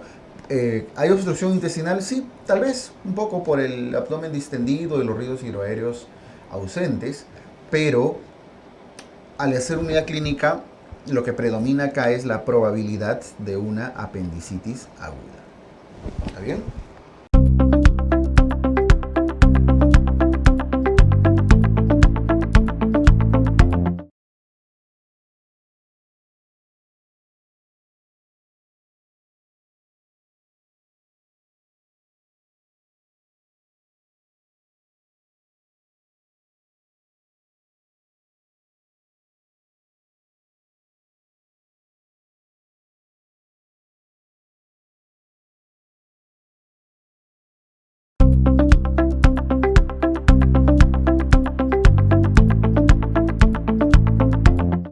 Años, hace 18 horas, tiene dolor en cuadrante inferior derecho. Una mujer joven, con náuseas, vómitos. Tiene fiebre, taquicardia, dolor en fosa ilíaca derecha, leucocitosis, desviación izquierda. Por todos lados es una probable apendicitis. ¿Qué le haríamos? ¿Con qué estudio confirmaríamos? No le podemos hacer tomografía y quizá no radiografía. ¿Por qué? Porque es una persona joven. Recuerden, siempre en personas jóvenes, mujeres jóvenes, hay que descartar gestación en primer lugar, ¿cierto? Mujeres jóvenes y gestantes siempre se tiene que hacer primero una ecografía abdominal. Clave C.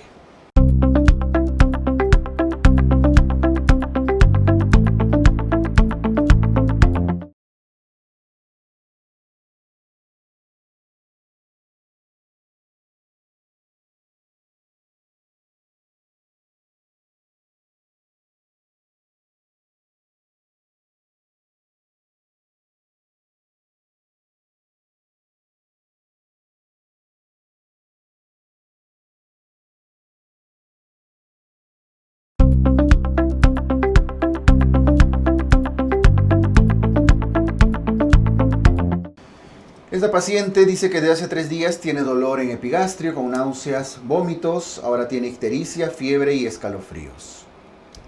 ¿Verdad? Hiperbilirrubinemia, predominio directo con fosfatasa alcalina elevada. ¿Qué ha pasado? De 3 días con dolor, fiebre e ictericia. Identifican una tríada de Charcot, dolor en epigastrio, ictericia y fiebre. A veces el dolor es epigastrio, a veces lo pueden decir en hipocondrio derecho. No es un dolor muy totalmente localizado muchas veces, ¿no? Pero corresponde a una tríada de Charcot y se fortalece porque se ha elevado la bilirrubina, hay fosfatasa alcalina elevada, es decir, hay obstrucción de la vía biliar. Por todos lados, habiendo incluso tríada de Charcot, esto es una probable colangitis.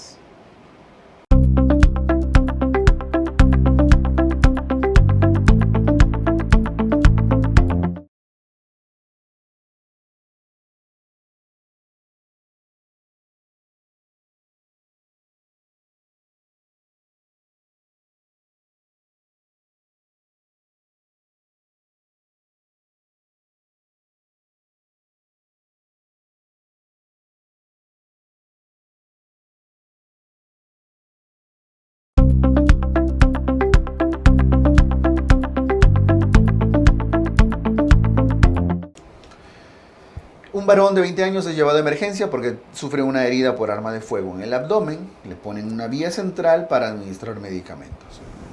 ¿Por dónde entran? La mayoría de vías centrales, no siempre, se colocan en esta vena, en la vena yugular interna, justo a la altura del triángulo que forma la clavícula con los dos haces del esternocleidomastoide, el haz external y el haz clavicular. ¿Ok? Entonces, a nivel de ese triángulo, justo muy por dentro pasa la arteria yugular, la vena yugular interna, que luego van a terminar desembocando en la vena cava superior. Ahí se colocan los catéteres. Otra alternativa, si no tuvieran acceso a la yugular, una alternativa interesante que se hace es la vena subclavia. Esta de acá.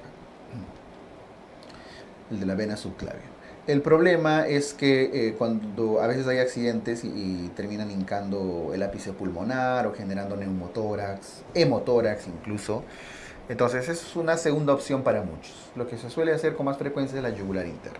¿Okay? Ahí se colocan los catéteres centrales. Yugular interna del lado derecho. ¿Sí? Es porque también desemboca casi directamente en la cava. No olviden que la vena yugular interna del lado izquierdo ya también tiene otro recorrido un poco más tortuoso, ¿no? Tiene que juntarse con la subclavia, recorrer todavía juntos y después recién desembocar. En cambio esta de acá desemboca muy directamente. ¿Listo? Vena yugular interna derecha. La otra opción es la subclavia derecha también.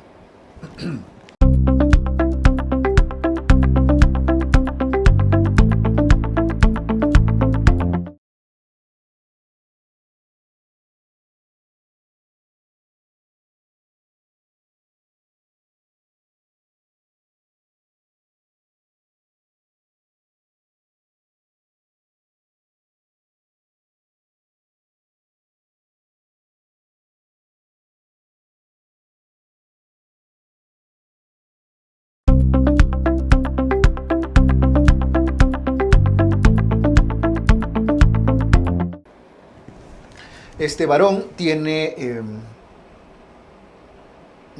sufrió un accidente de tránsito. Al final nos dice qué condiciones deben evitarse para no llegar a la tríada de la muerte. Al final todo es floro en la pregunta. Nos pregunta qué debemos evitar para no llegar a la tríada de la muerte. Por último, ¿cuáles son los componentes de la tríada de la muerte? ¿Cuáles son? La clave es la E, ¿no? Hipotermia, la caída de la temperatura, trastorno de coagulación y acidosis metabólica. Si se cumplen esos 3 factores, estamos ante una probable tríada de la muerte y en esos casos los procedimientos que se realizan son únicamente de control de daños, que es el tipo de cirugías que se hacen cuando hay triadas mortales, ¿no? Triadas letales, triadas fatales, etcétera, etcétera, etcétera.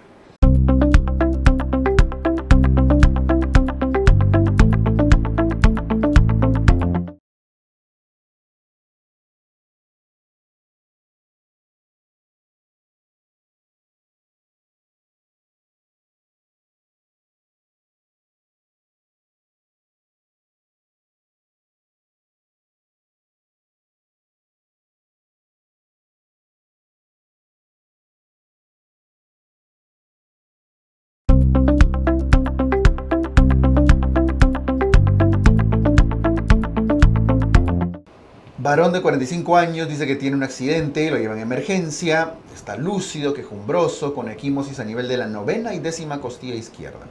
¿Listo? Se lesionó la 9ª y 10ª costilla, las últimas costillas del lado izquierdo, bueno, al menos las completas, ¿no? Con crepitación y dolor en la palpación. Le hacen una ecografía y hay 300 mililitros de líquido libre.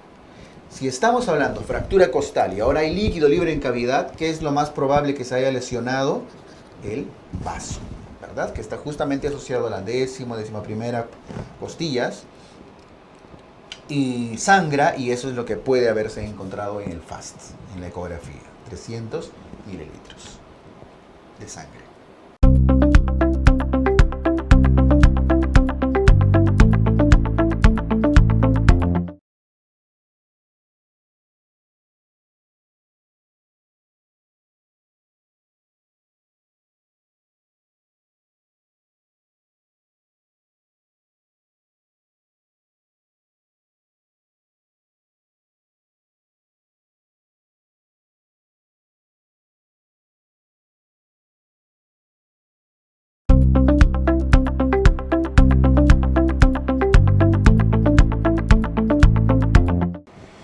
Este paciente va al servicio de uro porque dice que presentó disminución del volumen testicular. Se le achicó el testiculito.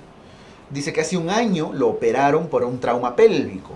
¿Qué complicación quirúrgica explica este cuadro?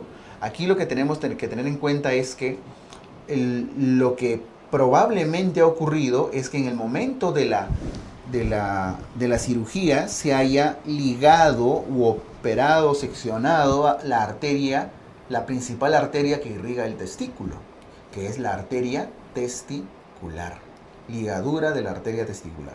Ahora, hay otras arterias que dan irrigación de forma colateral, por eso no se ha necrosado y desaparecido.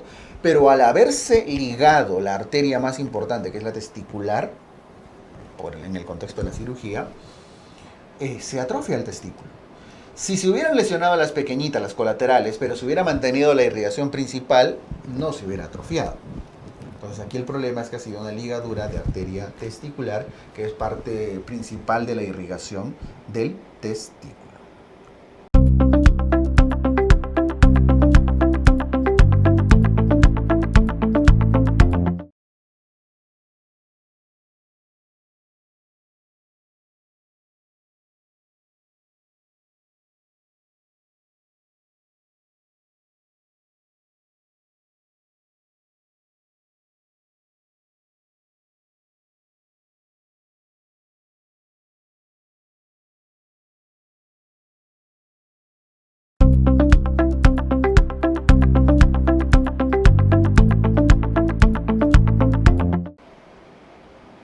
Niño de 12 años, tiene dolor abdominal agudo, palidez, náuseas, y dice que ha recibido un golpe por estar jugando baloncesto, ¿no?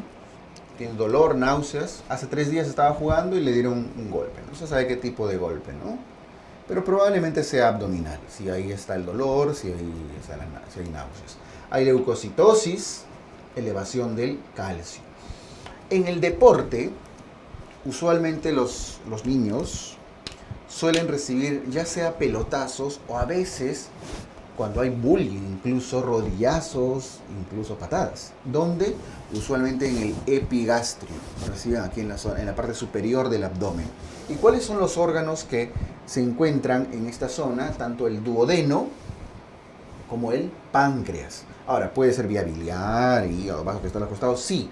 Pero casi siempre los golpes, los pelotazos y demás suelen ser en el epigastrio. Y tenemos ahí, no olviden, al duodeno y al páncreas. Por descarte, por localización, básicamente, aquí ya prácticamente debe ser páncreas. Pero recuerden, las elevaciones, las lesiones en el páncreas también pueden generar cierta alteración en el metabolismo del calcio. Pero fuera de eso, lo que quiero que tengan claro acá es la zona donde pudiera haberse lesionado. No olviden que al ser una lesión retroperitoneal, muchas veces suelen encontrar, al ser retroperitoneal, muchas veces suele haber pérdida lenta de hemoglobina, a veces sangrados que nos pasan desapercibidos. ¿Okay? Entonces, lo más probable acá es que sea el páncreas. ¿Ok? Muy bien. Que suele generar leucocitosis también. ¿Ah? Listo.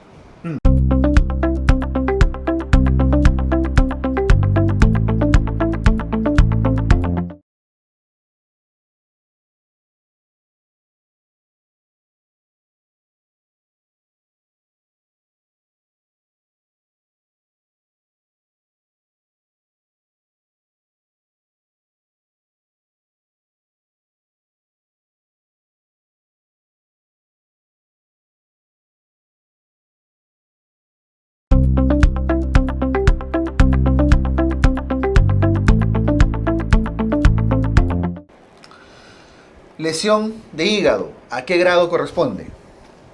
Grado de la Asociación Americana de Cirugía de Trauma. Nos dice que esta lesión de hígado tiene una laceración de 5 centímetros en parénquima. ¿Listo? Veamos la clasificación del hígado. No olviden que tiene hematomas, laceraciones. De verde están las laceraciones. En el grado 1, la laceración es de menos de 1 centímetro. No es grado 1, ¿no? Porque aquí dice de 5 centímetros. Grado 2, la laceración es entre 1 a 3 centímetros de profundidad. No es. Grado 3, más de 3 centímetros de profundidad en el parénquima. ¿Corresponde? Sí, porque si es de 5, tiene más de 3 centímetros. ¿Cierto? Y habla de profundidad, de penetración. No habla de longitud. La longitud tiene otra clasificación. Y el 4 que ya viene ya habla de 25-50% del lóbulo hepático, ¿no? Que ya es bastante más severo. Entonces, esta es un grado 3. Clave A, avioncito.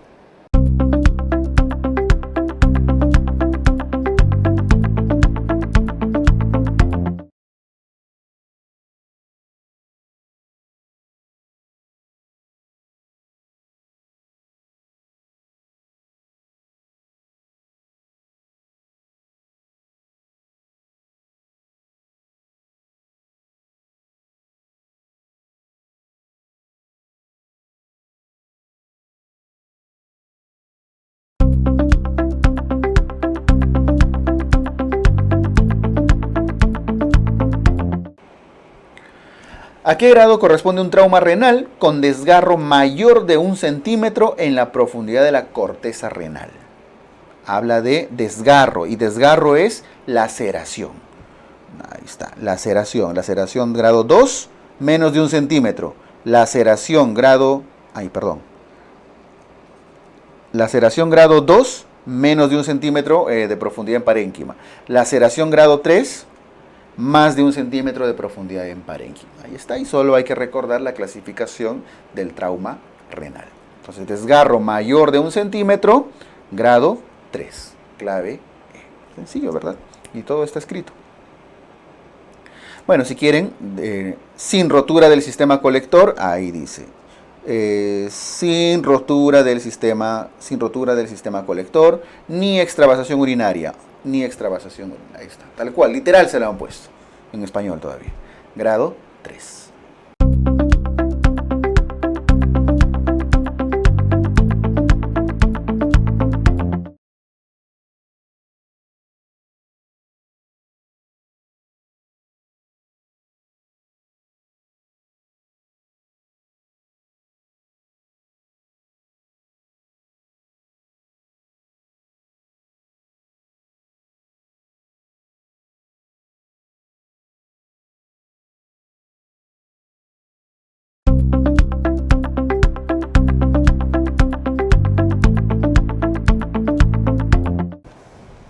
¿Cuál es la localización más frecuente del tumor carcinoide del aparato digestivo? Miren, esta pregunta sí lo tengo que cuestionar. La clave oficial de CONAREME es apéndice. Pero ya hemos visto evidencia, estudios y demás que hace mucho tiempo ya dejó de ser el apéndice. Lamentablemente les han puesto esa pregunta y yo no podría, si bien les tengo que dar la clave oficial de CONAREME, que es la clave A, ya la mayoría de estudios en el mundo dicen que el tumor carcinoide es más frecuente en el intestino delgado, específicamente en el íleo. que es donde más se han encontrado tumores carcinoides. Entonces, esta es una dudareme, ¿no? Una clave que no la podemos defender. A veces encontramos claves medio falladas de Conareme y decimos, bueno, pues, pero esta no es precisamente defendible del todo. Entonces, les digo la clave oficial de Conareme, aquel año, 2021, este es el examen de residentado médico, ¿no? Y la respuesta, digamos, correcta que debería ser el ileum. Ahora, no me pregunten y no me digan, ¿y qué marco si me vuelve a venir? No sé, pues, ¿no? Es ¿con qué se come el chaufa? ¿Con Sprite o con Fanta? Ninguna, pues, ¿no? Con Inca-Cola. Es un decir, ¿no? No me podrían preguntar sobre algo que está mal. Pero bueno, les doy la clave oficial y les doy la clave que pienso que debería ser de acuerdo a la evidencia, de acuerdo a los estudios. Ya este tipo de pregunta, cada cierto tiempo viene alguna. En cirugía, el año 2017, viene una pregunta con un error de clave que, bueno, puede pasar a veces.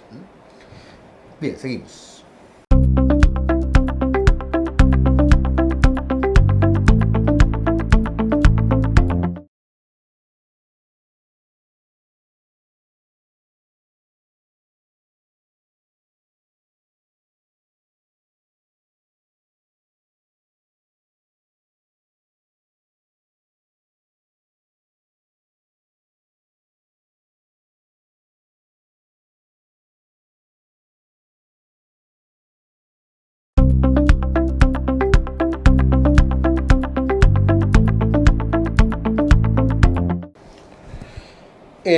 Habla de una úlcera duodenal que se ha perforado.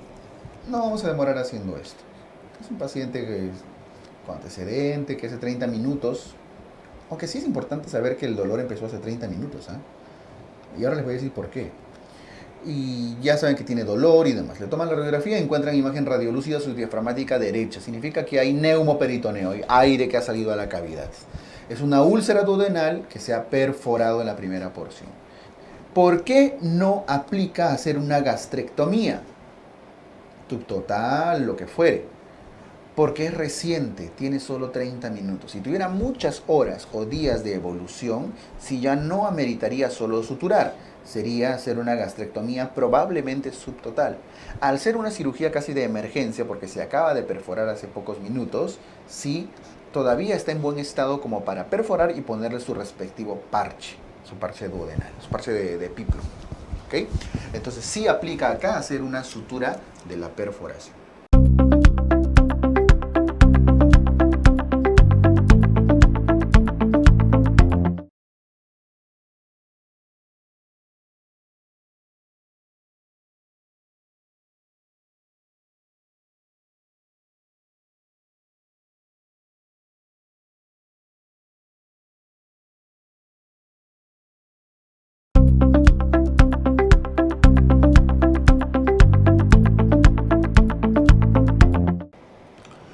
Esta mujer tiene hace 5 días dolor en epigastrio luego de comidas grasas, ¿no?